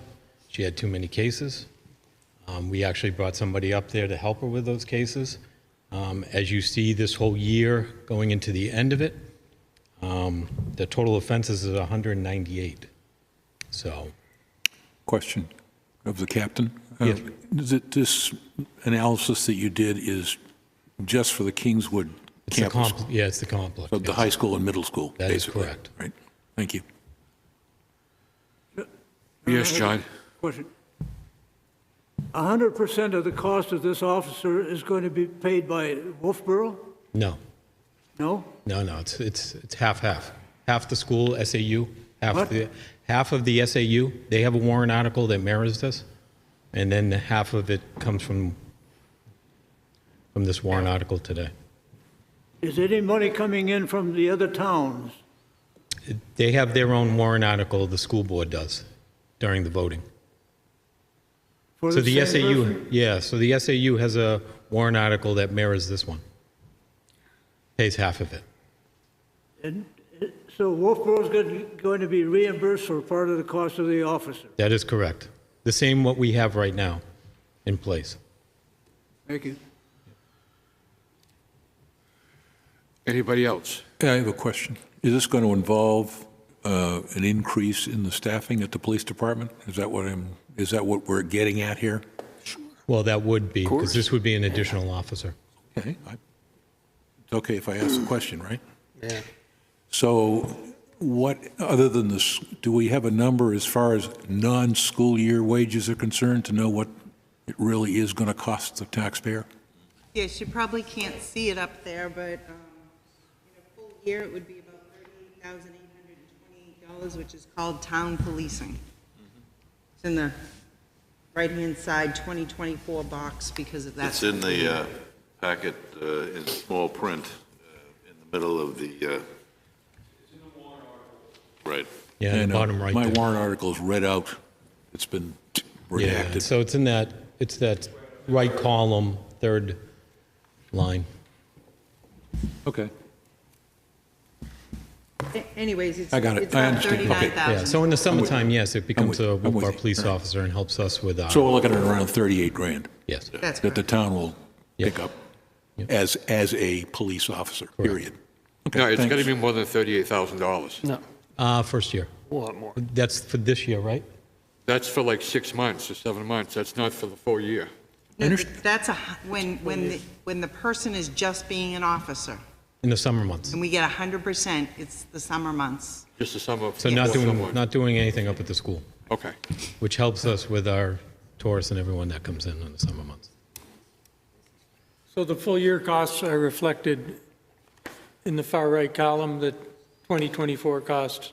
Yes, And the total would be 126,000 for the year, not to us, though. but that would be the total cost. That's the total cost. But the town policing cost would be 38,829, town SRO cost 32,000, SAU cost 55,000. That is correct. That's for the full year. That is correct. Understand. Yep. Good, thank you. I just got a quick question for Captain. Yeah. I know at one of the meetings, somebody mentioned that this was also going to cut back on the overtime, yet I see an increase of about Tony, 20,000. It's actually only 4,000 and something, so a lot of that is to do to grants. So if you go to the next column, I break it down, the overtime line. So the grants from highway safety went up from last year, which was $2,000 to $15,000, and we have to put it in the overtime. So I think it's only about $4,100 is actually the increase from last year. Okay, thank you. Yep.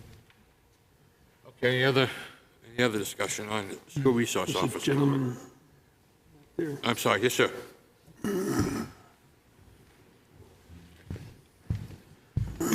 My name's Jody Person. I'd like to say this is probably the most important thing on this for warrant articles or budget or anything. Hopefully everybody who watches the news, I mean, the world is changing fast. And I really, I think we sit here and talk about money for excavators and money for this and that.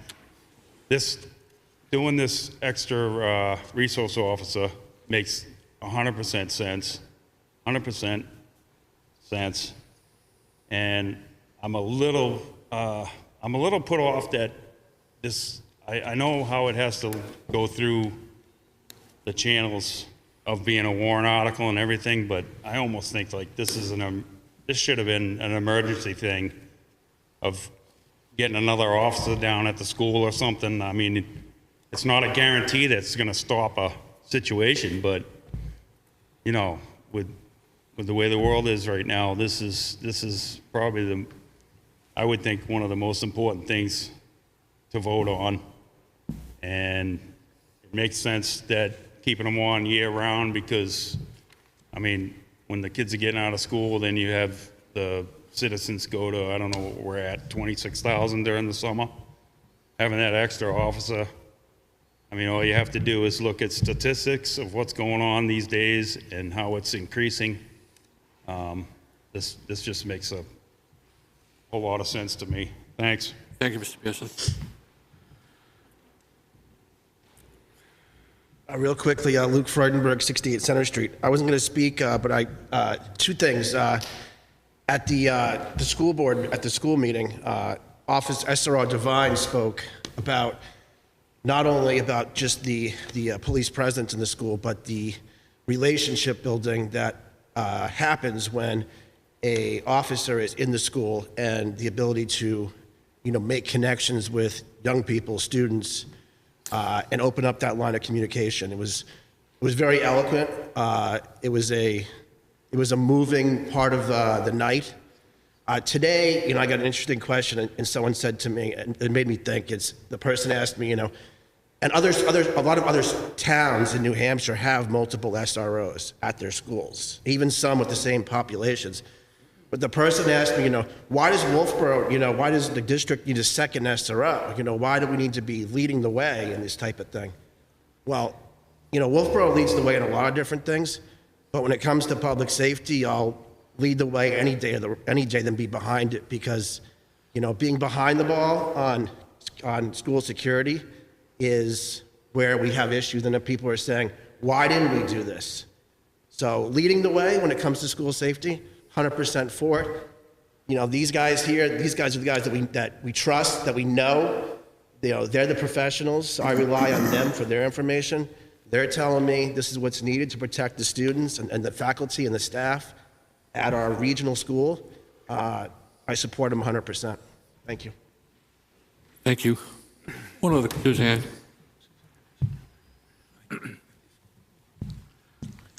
My position and comments are not about the need or lack of security. my comments are directed to representing the costs appropriations correctly and clearly. We, under the state law, are a cooperative school district, and our shares are appropriated according to student enrollment and so forth. So we will be in that pot of this warrant article with the other towns. We're all going to get a share of that cost, Ossipee and everybody else and us. And then on top of that, we get this question here in the warrant, that amount of money taxed to us again.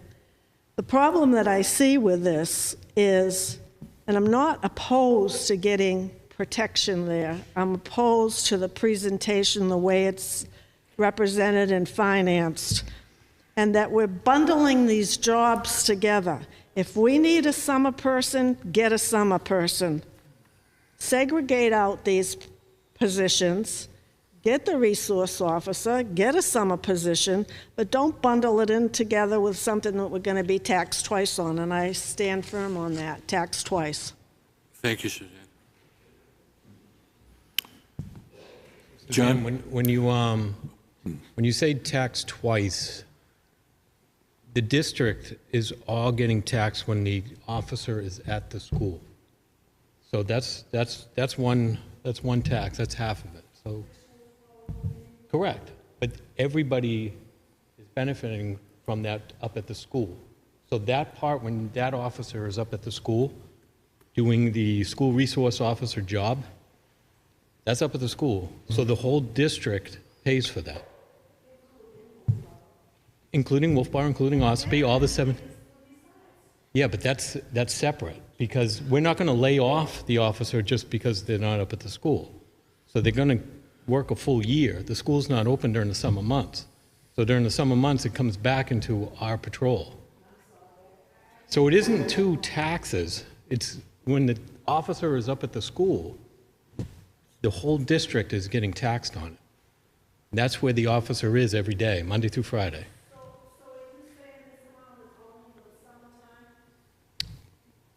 Correct? I didn't hear the question. The amount is only for the summertime?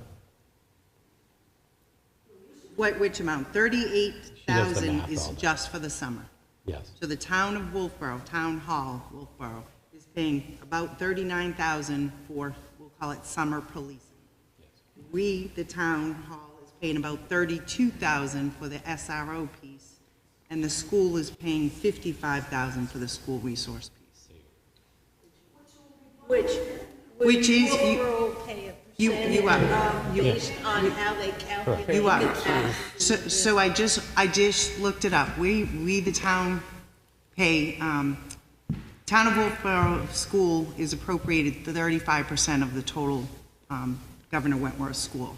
So you are correct, if that's how you're looking at it. If you're looking at it that way. $55,000 will be coming out of the gross appropriations of the school. But the town does collect money for the Governor Wentworth School. So that's how you're looking at it. But we will be getting $55,000 from Governor Wentworth School.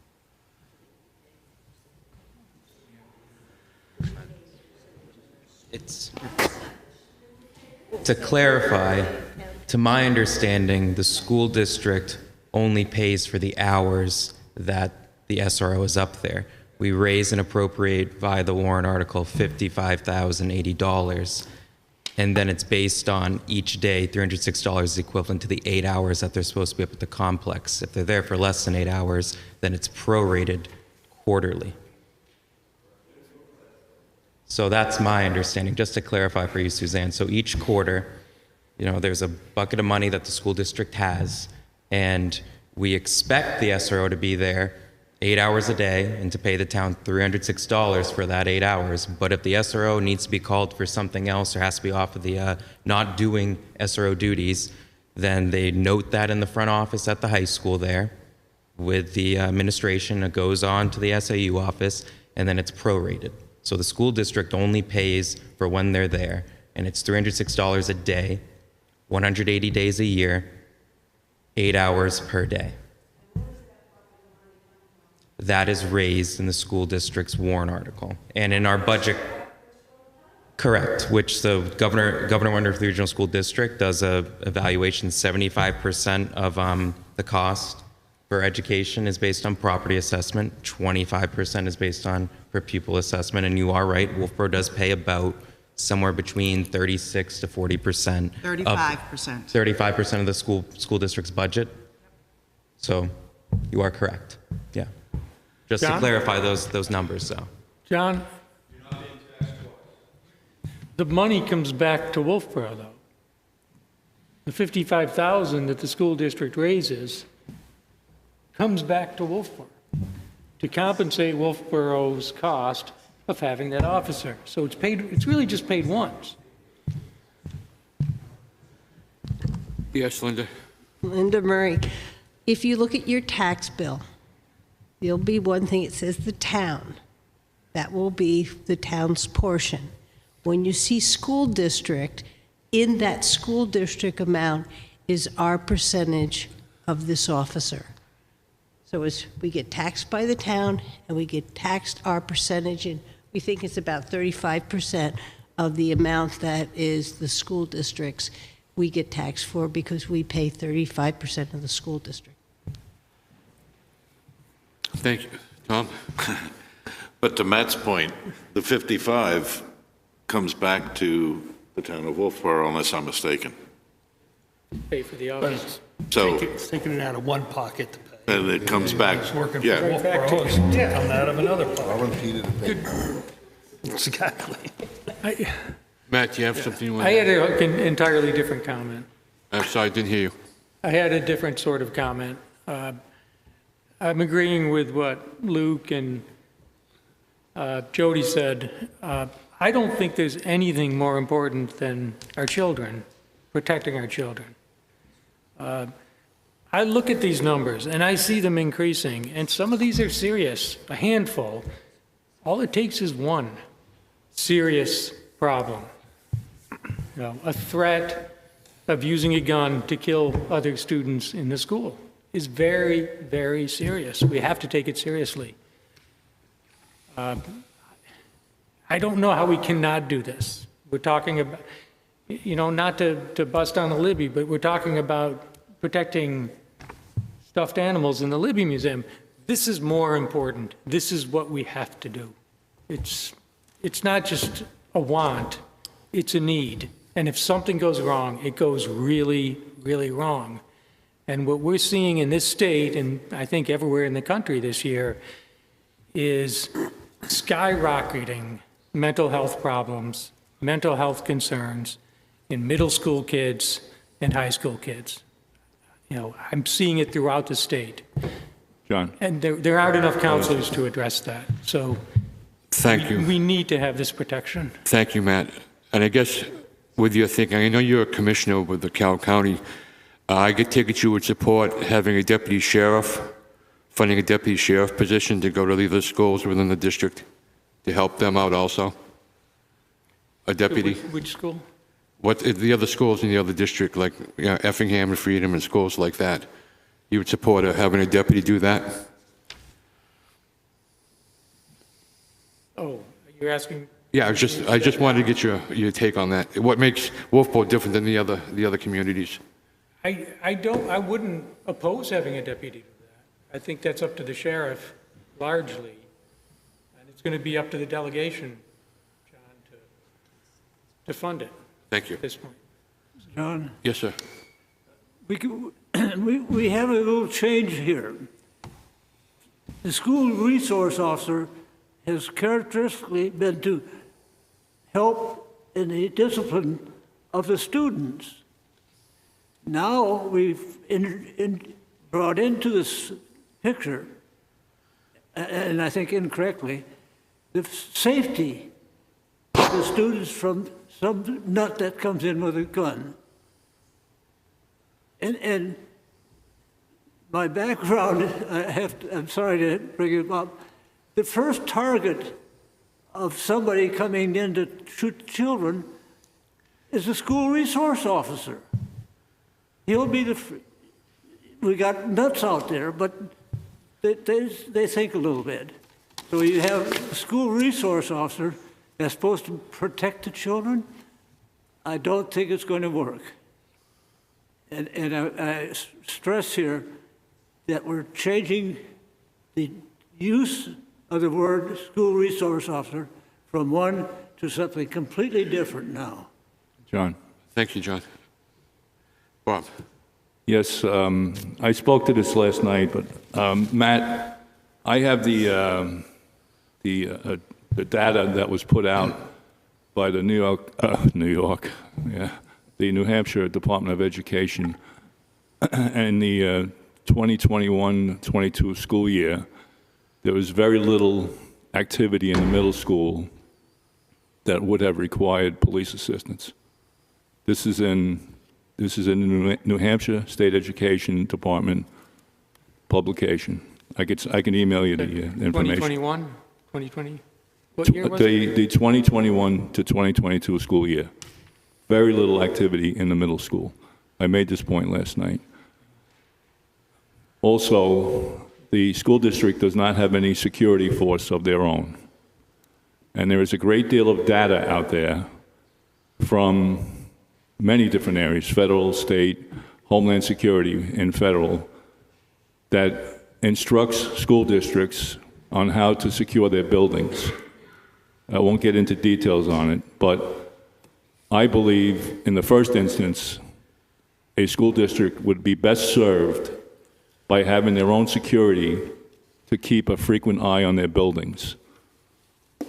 That would be the first thing.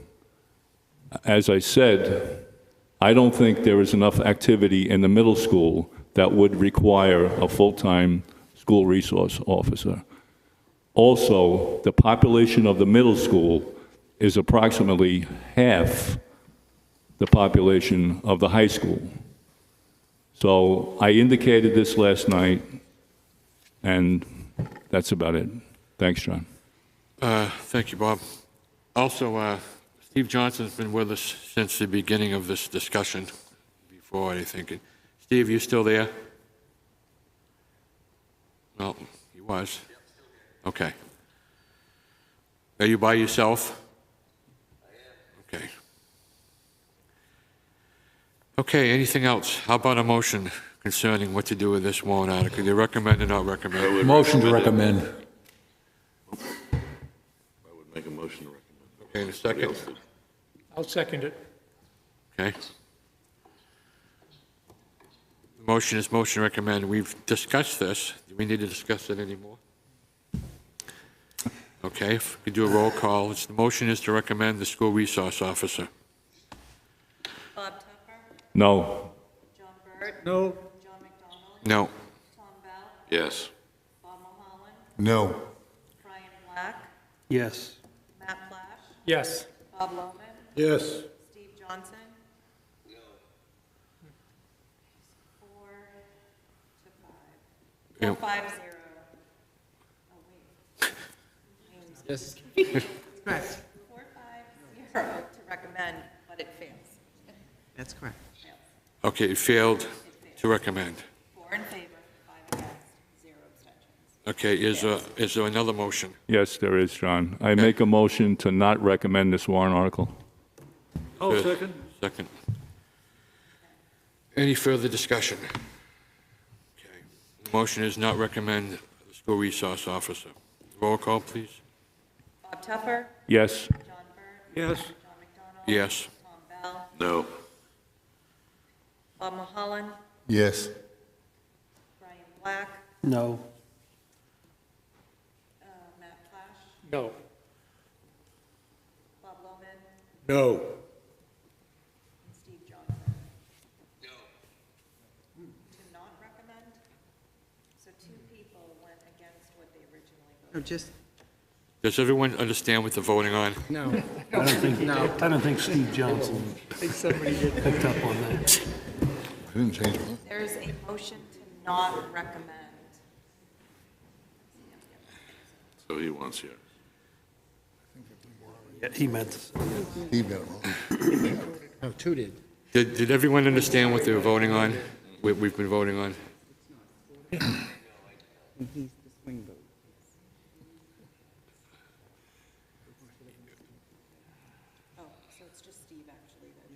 Yes. Just Steve? Okay, do you understand what you're voting on, Steve? The motion, okay, the motion is to not recommend.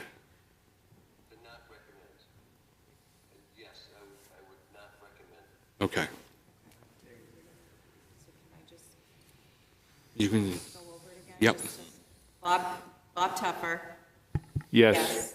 John Burt. Yes. John McDonald. Yes. Tom Bell. No. Bob Mulholland. Yes. Brian Black. No. Matt Plash. No. Bob Lohman. No. Steve Johnson.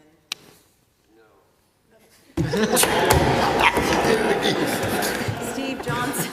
I mean, yes. It's to not recommend. What is your vote? Are you? Yes. God, this is video. Okay. Okay, Steve. Bob. What's the matter, Bob? Passes 5-4-0. Okay. That makes sense. Much for that. Means how the other one was 450. Okay.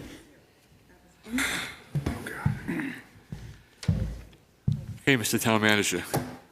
Okay, moving along.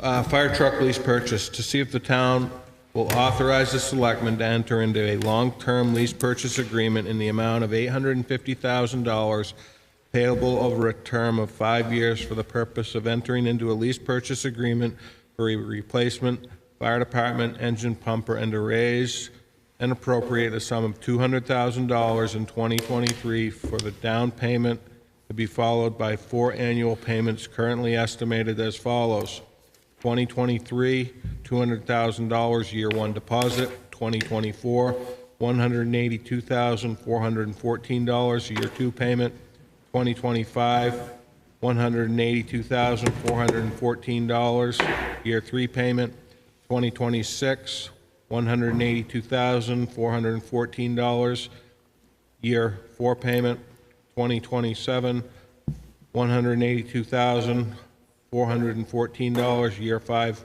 payment. This lease purchase agreement does not include an escape clause. Estimated tax rate impact for 2023, 8 cents per thousand of assessed valuation.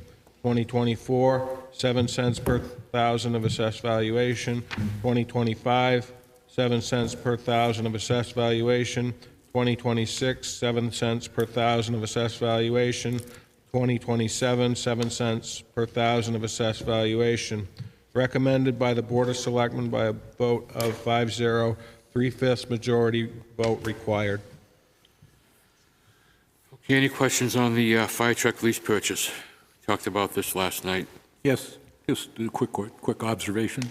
This replaces, if I'm correct, it replaces the capital reserve fund, which will not be made this year if That is correct. So the intention going forward is you will not see a capital reserve appropriation until this expenditure is paid off.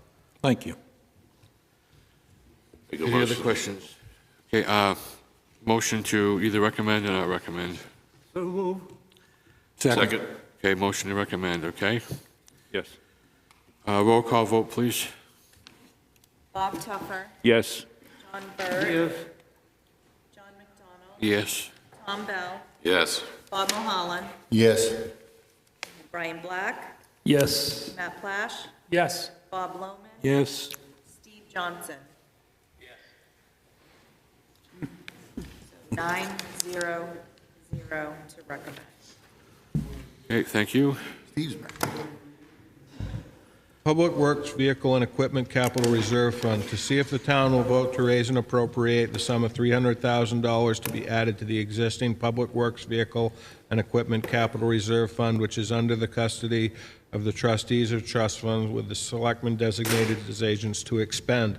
Estimated tax rate impact for 2023, 13 cents per thousand of assessed valuation, recommended by the Board of Selectmen by a vote of 5-0. Thank you, Jim. Any questions on this one? Yes. Yep. Could I have a number on what's in the fund right now, please? Slightly over $300,000. Thank you. Oh, I'm sorry. Sorry. Thank you. No, that is incorrect. I'm sorry. I thought we were on the fire truck one. This one only has like 34,000 in it. My apologies. Yep. $34,078. Thank you. Any motions concerning the Public Works Vehicle and Equipment Capital Reserve? moved. Second. Motion to recommend. Any further discussion? Roll call vote, please. It's the motion to recommend. Bob Tupper, Yes. John Burke, Yes. John McDonald, Yes. Tom Bell, Yes. Bob Mulholland, Yes. Brian Black, Yes. Matt Plash, Yes. Bob Lohman, Yes. and Steve Johnson.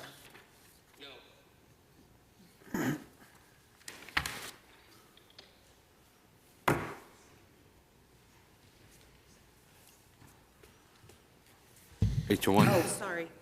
Yeah, 810 to recommend. Okay. Okay, Jim? Sidewalk capital reserve funding. See if the town will vote to raise and appropriate the sum of $75,000 to be added to the existing sidewalk capital reserve fund, which is under the custody of the trustee of trust funds with selectmen designated as agents to expend. Estimated tax rate impact for 2023, 3 cents per thousand of assessed valuation. Recommended by the Board of Selectmen by a vote of 5-0. Thank you. Any questions about the sidewalk capital reserve funding? My usual question, what's the balance in the fund right now? $66,804. Okay. Motion to recommend. Second? Second. Okay. Further discussion. The motion is to recommend the sidewalk capital reserve fund. Roll call, please. Bob Tupper, Yes. John Burke, Yes. John McDonald, Yes. Tom Bell, Yes. Bob Mulholland, Yes. Brian Black, Yes. Matt Plash, Yes. Bob Lohman, Yes. Steve Johnson. 900 to recommend.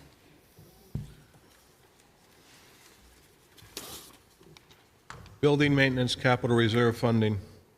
To see if the town will vote to raise and appropriate the sum of $50,000 to be added to the existing building maintenance capital reserve fund, which is under the custody of the trustee of trust funds, with selectmen designated as agents to expend this capital reserve fund.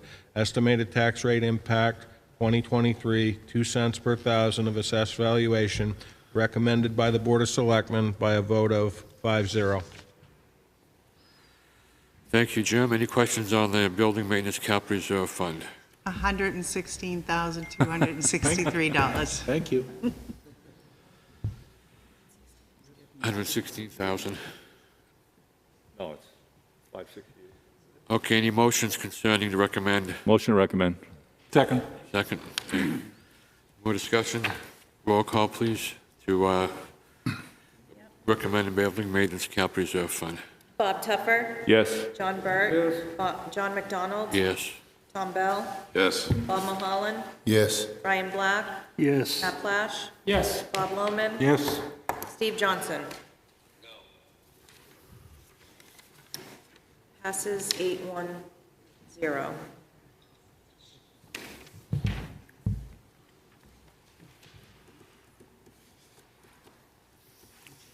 Wastewater treatment plant capital reserve funding. To see if the town will vote to raise and appropriate the sum of $200,000 to be added to the existing wastewater treatment plant capital reserve fund, which is under the custody of the trustee of trust funds with selectmen designated as agents to expend this capital reserve fund. Estimated tax rate impact for 2023, 8 cents per thousand of assessed valuation, recommended by the Board of Selectmen by a vote of 5-0. Any more discussion or questions? Fund balance, please. It would be zero after the commitments that we've made in 2022. Any other questions? Okay, can I get a motion to? Motion to recommend. Recommend, in a second. Okay, roll call. The motion is to recommend wastewater treatment plant, amount of $200,000. Bob Tupper, Yes. John Burke, Yes. John McDonald, Yes. Tom Bell, Yes. Bob Mulholland, Yes. Brian Black, Yes. Matt Plash, Yes. Bob Lohman, Yes. Steve Johnson. Yes. 900 to recommend.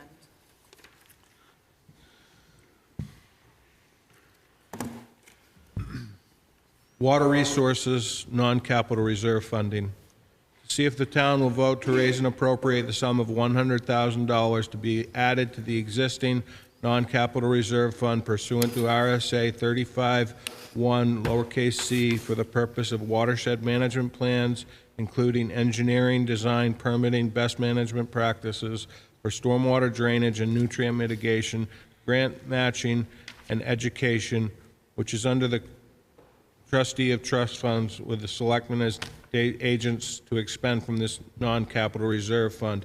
Estimated tax rate impact 2023, 4 cents per thousand of assessed valuation, recommended by the Board of Selectmen by a vote of 5-0. Thank you, Jim. Any more questions about water resources, non-capital reserve funding? Okay, can I get a motion concerning this one? Motion to recommend. Recommend. Second? Second. Second, okay. Okay, roll call on water resource, non-capital reserve funding, amount of $100,000. Bob Tuffer, Yes. John Burt, Abstain. John McDonald, Yes. Tom Bell, Yes. Bob Mulholland, Yes. Brian Black, Yes. Matt Plash, Yes. Bob Lohman, No. Steve Johnson.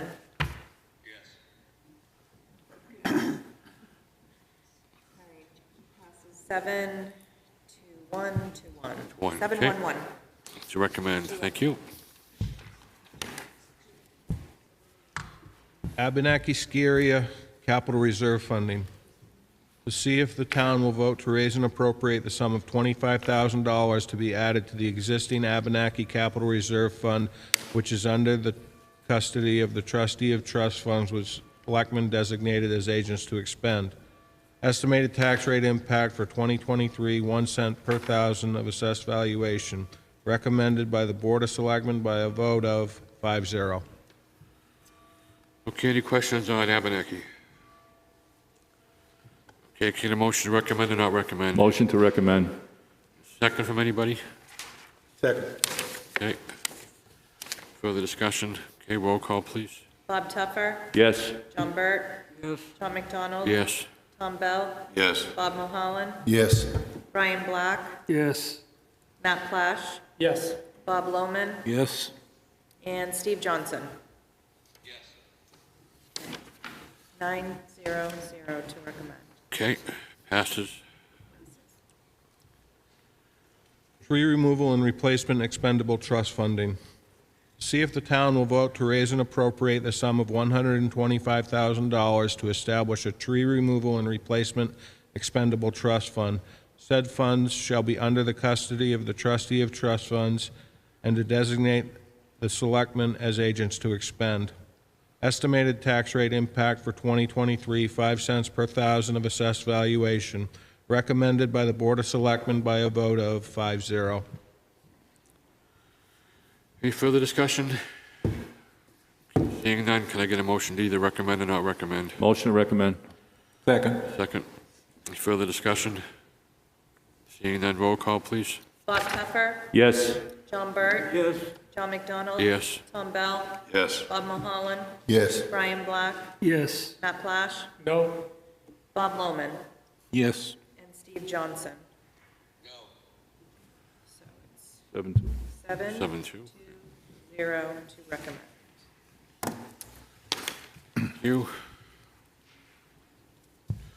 Warmth and More Fund expanded to see whether the town will vote to authorize an expansion of the existing Warmth and More Fund as approved by voters in 2021 for the purpose of expanding the program to operate a wood bank to assist those in need of firewood for heating purposes. Passage of this article would allow the town to accept donations of firewood into the wood bank. Distribution of firewood for heating purposes would be determined by the welfare director. Estimated tax rate impact 2023, 0 cents per $50,000 of assessed valuation, recommended by the Board of Selectmen by a vote of 5-0. Jim, could you pop that up on the screen, please? So that's okay. Okay, any questions about the Warmth and More Fund expanded?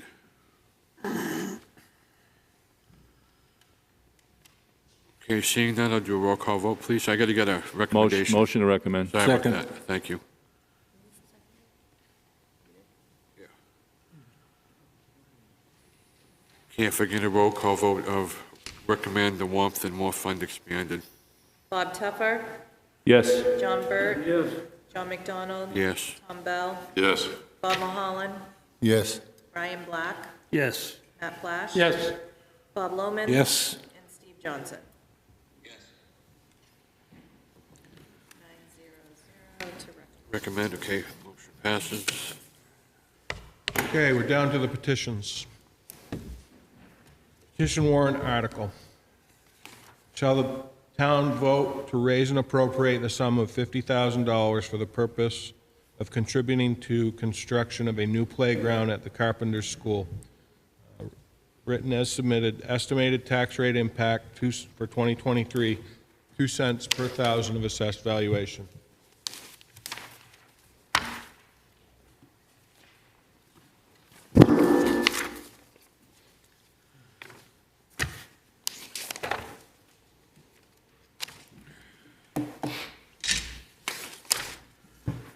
Questions about the request for $50,000, petition warrant article to do the new playground at Carpenter School? Brian DeShays. I taught for 14 years as a paraprofessional at Carpenter School.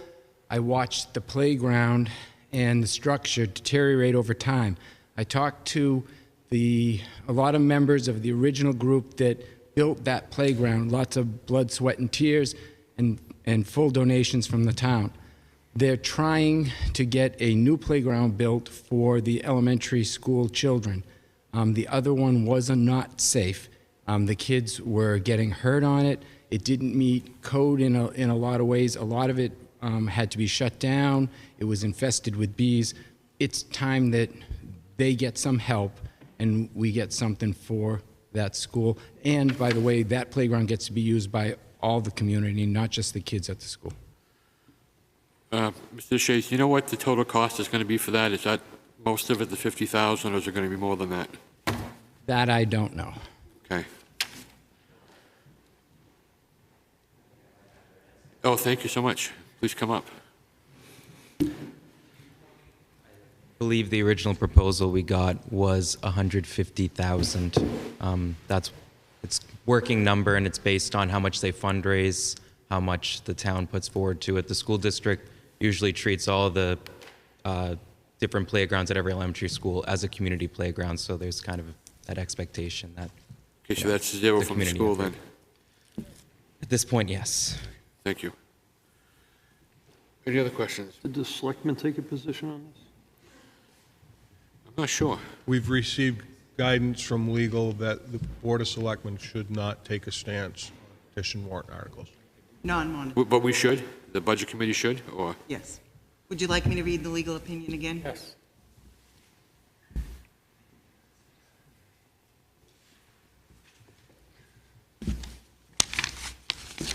The town manager asked, does the Board of Selectmen take an action vote on supporting or not supporting petition warrant articles?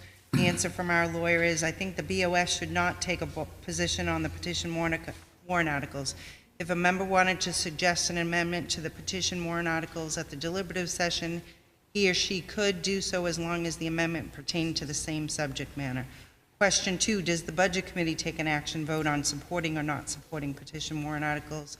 If the petition articles involve an appropriation of funds, then the Budget Committee should take a position on whether it supports them or not. Thank you. Okay. Any more discussion? I On the just 50,000 for the- I just have a major problem with this whole thing. I can't hear you, I'm sorry. I have a major problem with this whole thing, where the Board of Selectmen, I thought, at least, they were part of the fiscal structure of the town, and therefore should weigh in on these petition warrant articles that involve monies, and yet it's being left in our laps. I don't appreciate it. Sure you don't. Yes, sir.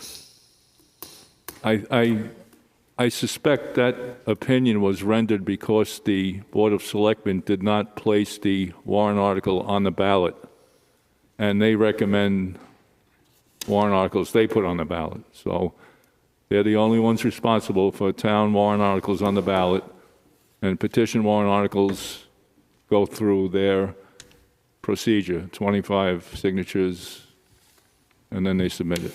So I suspect that's why. I remember one case where we voted on a petition warrant article, and I believe someone had wrote one to build a town hall on the library property, if I'm not mistaken, and that came to us for a vote.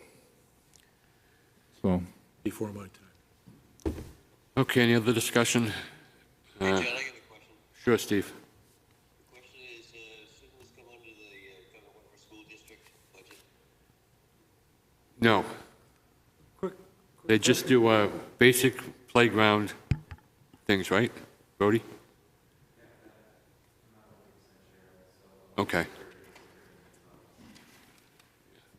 You can remember, Steve, when they did the playground over at Carpenter School, probably 25 or 30 years ago? I guess it, yeah, now it's due again.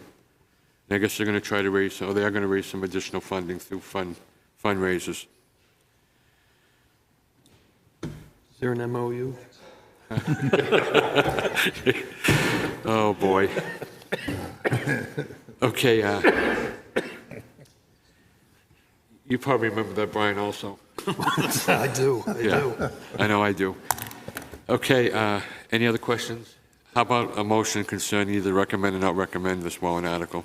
I make a motion to recommend it. Is there a second? Second. Okay.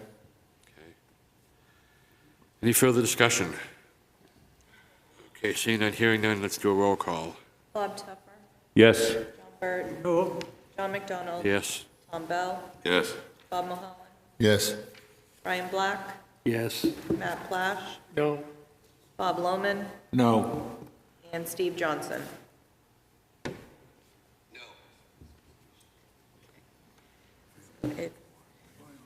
5-4? 5-4. To recommend. 5-4-0 to recommend. To recommend, so recommended passed. So passed. Yeah. Okay, Jim? Next petition warrant article. To see if the town will vote to raise and appropriate the sum of $81,000 for the purpose of constructing an access way 45 feet long extending from the sidewalk on South Main Street along the west side of Cape Park to create an ADA standard compliant ramp providing access for disabled people to the park and the waterfront. This appropriation is non-lapsing pursuant to RSA 32-7, Roman numeral 6, and shall lapse on December 31, 2024, or upon completion of the project, whichever occurs first. As submitted, estimated tax rate impact for 2023, 3 cents per thousand of assessed valuation. Thank you, Jim. Any questions about this warrant article? Yes. I'd like to know what's sitting in the sidewalk capital reserve fund at this moment. Sorry, I'm looking across. $66,804. We're You gonna just fund approved another another seven. $75,000 potential in '23. Yeah. Thank you.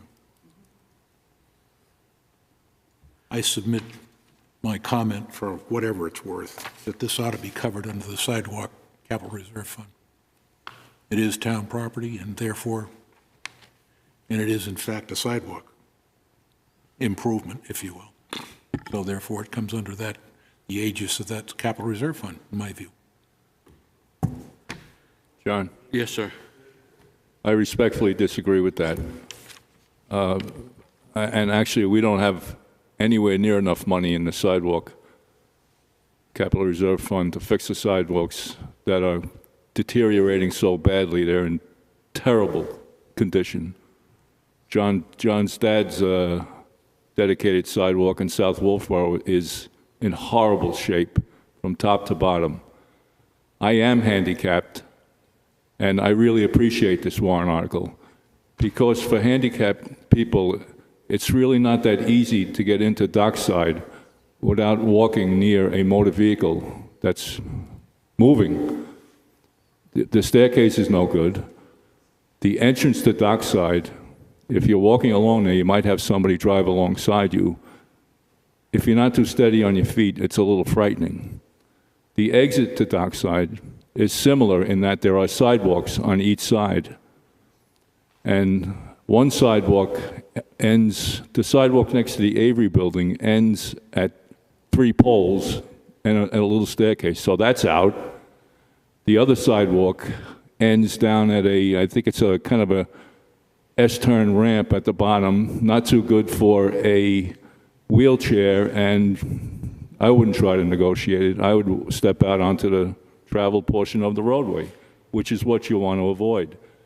This is a ramp that somebody can walk down into the park and get into the Dockside area without walking near any vehicles. And I think it's a great idea. Thank you. Jim, is it going to be like pressure treated, or how's it going to, what kind of a ramps are going to be? You know? I believe it's concrete, I believe. Concrete, okay. That's what I was told. Concrete, okay. Yes. Any other discussion? Just, again, was it just a, Hold on, Steve, please. Go is ahead. this just a timing issue that this came in via a petition as opposed to through the selectmen? That's absolutely what happened. So we received a capital outlay request for approximately $40,000 in, I believe, early October. That was followed up by the request for $81,000 for the project. And I advised the individual that it was, it hadn't been through any process yet. We hadn't seen any engineering yet. Told him that, at this point, probably his best option would be to wait the following year because we don't have the capabilities of doing it now, or put together a petition warrant article. And they went the route of a petition warrant article. Would this project be accomplished by town employees, or is this going to be contracted out?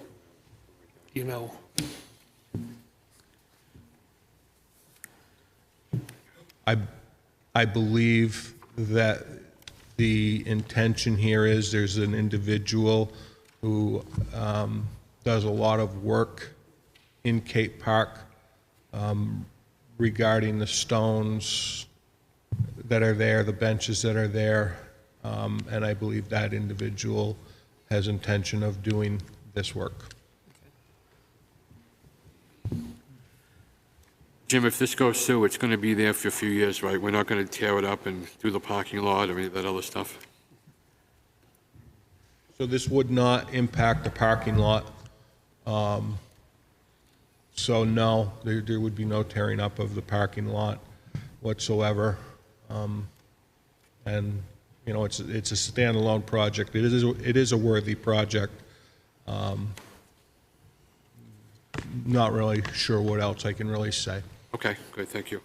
John, I had a question. Would the project be bid? I'm sorry, Matt. Would the project be bid?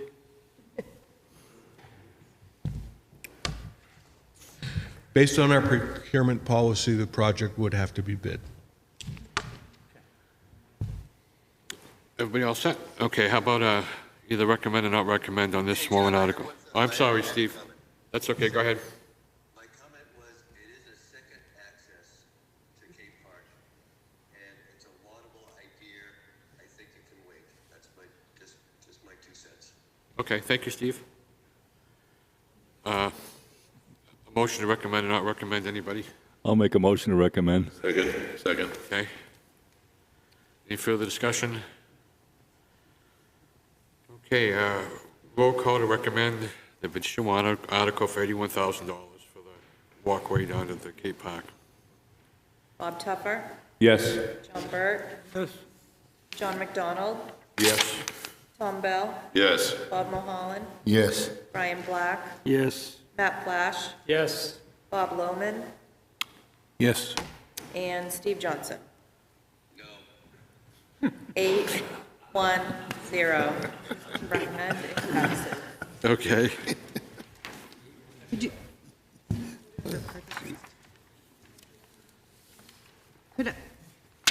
Could we ask for clarification on that? I'm sorry, Leanne. We thought there was 2 no's, was there? Just 1 no, Steve Johnson. So 8, 1, 0 to recommend. John Burt didn't say no? No. Sorry. Okay, Jim. So the last petition warrant article that involves funding. To ask the town selectmen to support the beautification of town, specifically in the areas of Railroad Station, trolley pickup, Town Hall, and the strip of dirt in front of IGA by doing the following. Combine current landscaping budgets now split between Parks and Recreation and Public Works to make it easier to manage currently fragmented landscaping work and costs. 2, to increase funding by $10,700 in addition to the current budgets of Parks and Recreation and Public Works to allow an external landscaping company to be hired for 25 hours a week for 20 weeks. 3, to add $4K to the plant materials budget for hardy perennials. The majority of our town landscape areas are maintained on a volunteer basis by the Wolfeboro Garden Club or individuals. In 2022, these spaces were eyesores and greatly neglected. It is no longer sustainable for the spaces cited above to be maintained by a volunteer or be added to the garden club projects.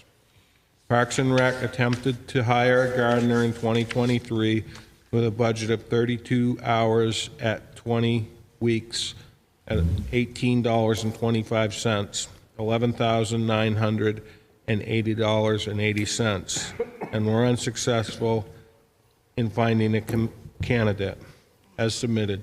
Estimated tax rate impact 2023, 1 cent per thousand of assessed valuation.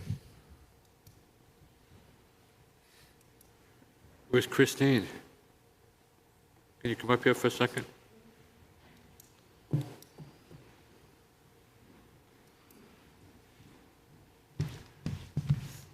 What's your position on this warrant article?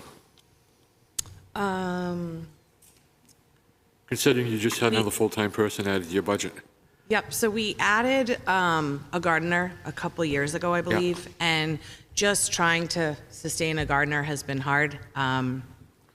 It's a lot of work to weed and put somebody just on that project. So we've tried to get part-time people, but it has proven to be difficult. So we right now contract Cape Park out. So I think that's why it's beautiful there. Like some of my staff does stuff, but for the most, all the plantings and all that is contracted out. What do you know, what does that run usually, a year? I'd have to look. I think it's like 4,000 maybe.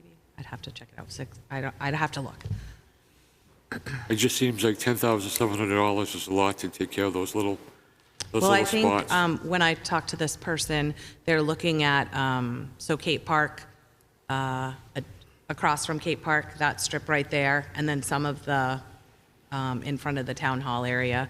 The garden club does do some of them, but not all of them. And I think over the years, they have been aging out a little bit. They don't have quite as many people as they have. We've been trying to help get the momentum going, but it's been difficult. When did they start talking to you about this warrant article? Do you know?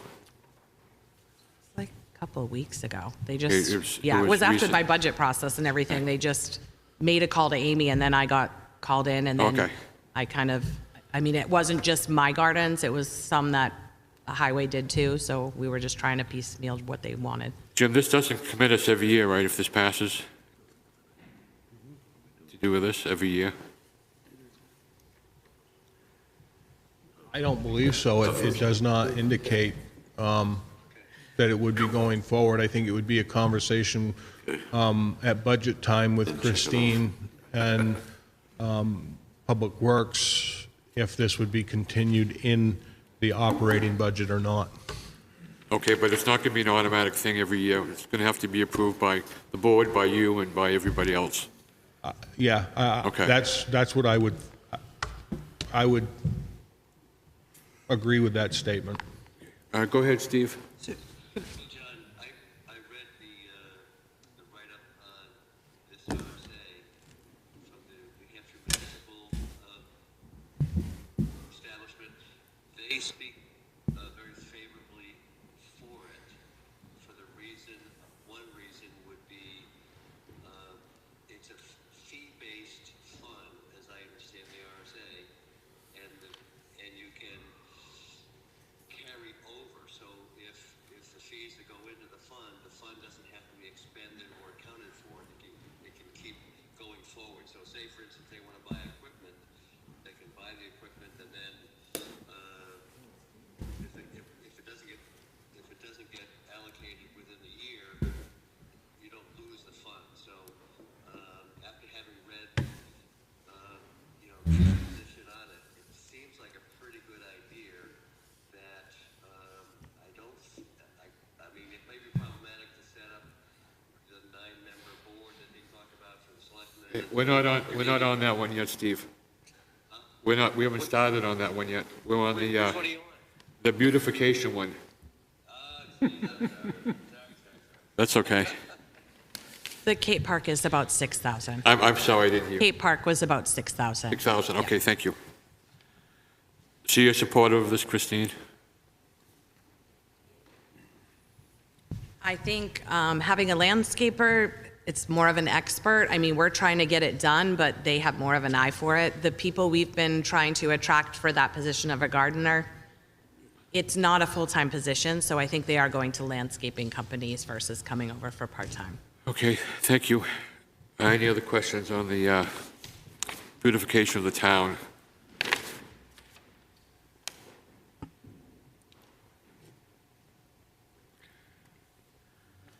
Any motions concerning this, either to recommend or not recommend? Move to recommend.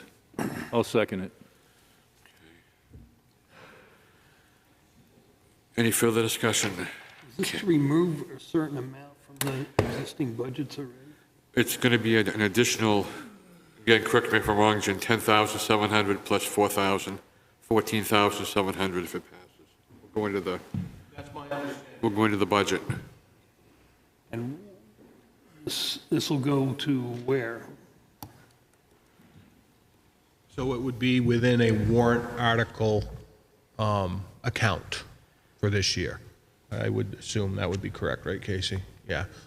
So it would stand in a warrant article account. If we brought in a contracted service, that's where the payments would go from that fund. I guess I've just got a general question to you, Jim. How come this is the first time in all my years that I've been to the budget committee that I've seen so many warrant articles like this? They're little specialized things. What's that due to? I can't answer that question. Okay. Are we not giving the people enough time to get the information in, or? I really don't know. I mean, you know, I can only speak to the Cape Park one being a timing issue. The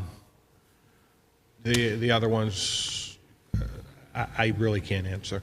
Okay, thank you. My concern is, it's, relatively speaking, it's a very small amount. And, you know, you're kind of setting a precedence to see these warrant articles for these special small projects. Right. You know, I see this as something that perhaps should have been budgeted for within one of the department's budget. Yeah. You know, and then justify it by that means. I just hate seeing a bunch of little warrant articles. I'm sure if this doesn't pass, that Christine probably has the money somewhere in her budget. If it was 4,000 to do Cape Park? 6,000? that's for work already being completed, right? Yeah. John? I was just going to say something. So, I mean, I could look for money in my budget. I think partly why we're seeing this is because we've had a lot of changing of the guard with staffing, and then the garden club, like I said, they've kind of not as many members as they've had in the past, and they're aging out. So I think we're seeing that they're just a lot more need for help. And I think I did when we were redoing Cape Park a little bit. If you've been to Cape Park, we have changed the landscaping of it because it was growing up. It was great for years, and then we kind of had to go in and have a landscaper come in and kind of guide us. I see this as an opportunity to maybe have a landscaper come in, give us a little bit more, like when I talked to that woman saying more annuals than perennials, or is it perennials and annuals? But something that's more hardy so it's sustainable. I think we're getting the funds, planting it, but we might not be plant experts, and so the things we're planting might not be lasting, and it's a little bit more time consuming. So I take it as an opportunity maybe to get some help. I did reach out to the Cape Park, the people who were doing my Cape Park, and we did try to get them to help us on that other side. They were just, didn't have enough staff and couldn't do it, so. Okay, thank you.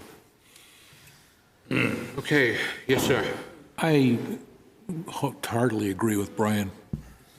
We've got a precedent that we're starting here, and we're gonna be sitting here yearly until midnight, going through miniature warrant articles, petition warrant articles, and I just would hate to start doing that. Okay, anything else? Number one, I'm hungry. Yeah. Motion is to recommend the $14,700 for the petition warrant article for landscaping. Second. We've already got it. We already have You it. got that, yeah. This will be a roll call vote, sorry. Bob Tuffer? Yes. John Burt? No. John McDonald? No. Tom Bell? No. Bob Mulholland? No. Brian Black? No. Matt Plash? No. Bob Lohman? No. Steve Johnson? 1, 8, 0. Okay, now we need a motion to not recommend. So moved. Second. Any discussion? Okay, roll call, please. This is not recommend. What's the motion? Not to recommend. Not to recommend. Yeah. Yes. Bob Tuffer? No. John Burt? Yes. John McDonald? Yes. Tom Bell? Yes. Bob Mulholland? Yes. Brian Black? Yes. Matt Plash? Yes. Bob Lohman? Yes. And Steve Johnson? Yes. 8-1-0. Poor guy. Okay, Mr. Town Manager, what else we got? So, Mr. Chairman, that's it for the financial warrant articles. There are 3 other petitions that don't involve funds. I don't know if you want to go through those or not. We don't have to approve them? Nope. Nope, good with that, not doing it. We just have to do if no one has anything else, we've got to do a motion to recommend the operating budget. So, Tom? Point on warrant articles? Pardon me? Point on warrant articles? I did a little math, listening very much to the discussion regarding the SRO. Since our discussion on the SRO, I did a little bit of math. What we've done, just since we rejected the warrant article for the SRO, is approved 50 cents per thousand of assessed value, including 2 cents per thousand of assessed value to improve a playground in Carpenter School. The 2 cents per thousand of value that it would cost Wolfeboro to approve the SRO position, which in my opinion far outweighs safety. Well, I can't say it's far outweighs safety in a playground at Carpenter School, but God knows it's got to be equal.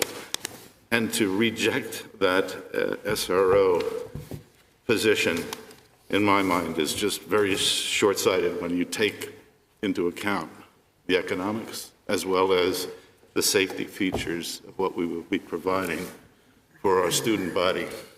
So I just wanted to mention that in terms of the relativity of the money per thousand of assessed value that we approved. Now, there may be issues with allocation, but still, in my opinion, it's short money for the protection that we would afford our students and our children, to Matt's point. Thank you, John. Thank you. Okay, just to confirm, is the final number 30,940,766? No, because you would have to include the capital outlay. I'm sorry. You'd have to include capital outlay. Okay, so what do you have for a total? $31,226,190. $31,226,190. That's correct. Can I get a motion to recommend the 2023 budget to be $31,226,190? I'll make that motion, Mr. Chairman. Thank you, Tom. Second. Any further discussion? Yeah, yes. Is there some reason why capital outlays aren't included when we go through this exercise? What's the reason why it's not included? We study this whole thing, we get this stuff up ahead. We're charged with making a decision on this stuff, and all of a sudden, a big number is not included in the package. I don't understand why the capital outlay wasn't included in this packet. And that's the only comment I have. The capital outlays have been identified separately throughout the package. And also, every time I gave you this sheet, on the top was the operating budget, and at the bottom was all the capital outlays. So it is separate for transparency. That answer your question, Bob? Yeah, fine. Any further discussion? Okay, the motion is to recommend the 2023 budget of $31,226,190. Roll call, please. Bob Tupper. Yes. John Burt. Yes. John McDonald. Yes. Tom Bell. Yes. Bob Mulholland. Yes. Brian Black. Yes. Matt Flash. Yes. Bob Lohman. Yes. And Steve Johnson. Passes 9-0. 9-0 to recommend. Okay. Town manager, have anything else for tonight? No, I just would like to thank you for your time in going through the budget. Thank the department heads for their time and patience going through the budgets. Selectman Casey for all her work. And we'll be working on the presentation for Wolfeboro Community TV in short order, and we'll get this cleaned up for deliberative session. Thank you. Yes, Casey? I will, at this point, work on the DRA MS 737 on behalf of the Budget Committee, and we'll need you to sign it when I'm done with it, so I will set it up downstairs so you can come and set the documents. Okay, you'll let us know when that's all set to go? I will. Okay. Does anyone have anything else? Okay, can I get a motion to adjourn the public hearing? In a second? Second. Any further discussion? Seeing none, hearing none, let's do a roll call for adjournment. I know, I'm sorry. Yes. Bob Tupper. Yes. John Burt. Yes. John McDonald. Yes. Tom Bell. Yes. Holland. Brian Yes. Black.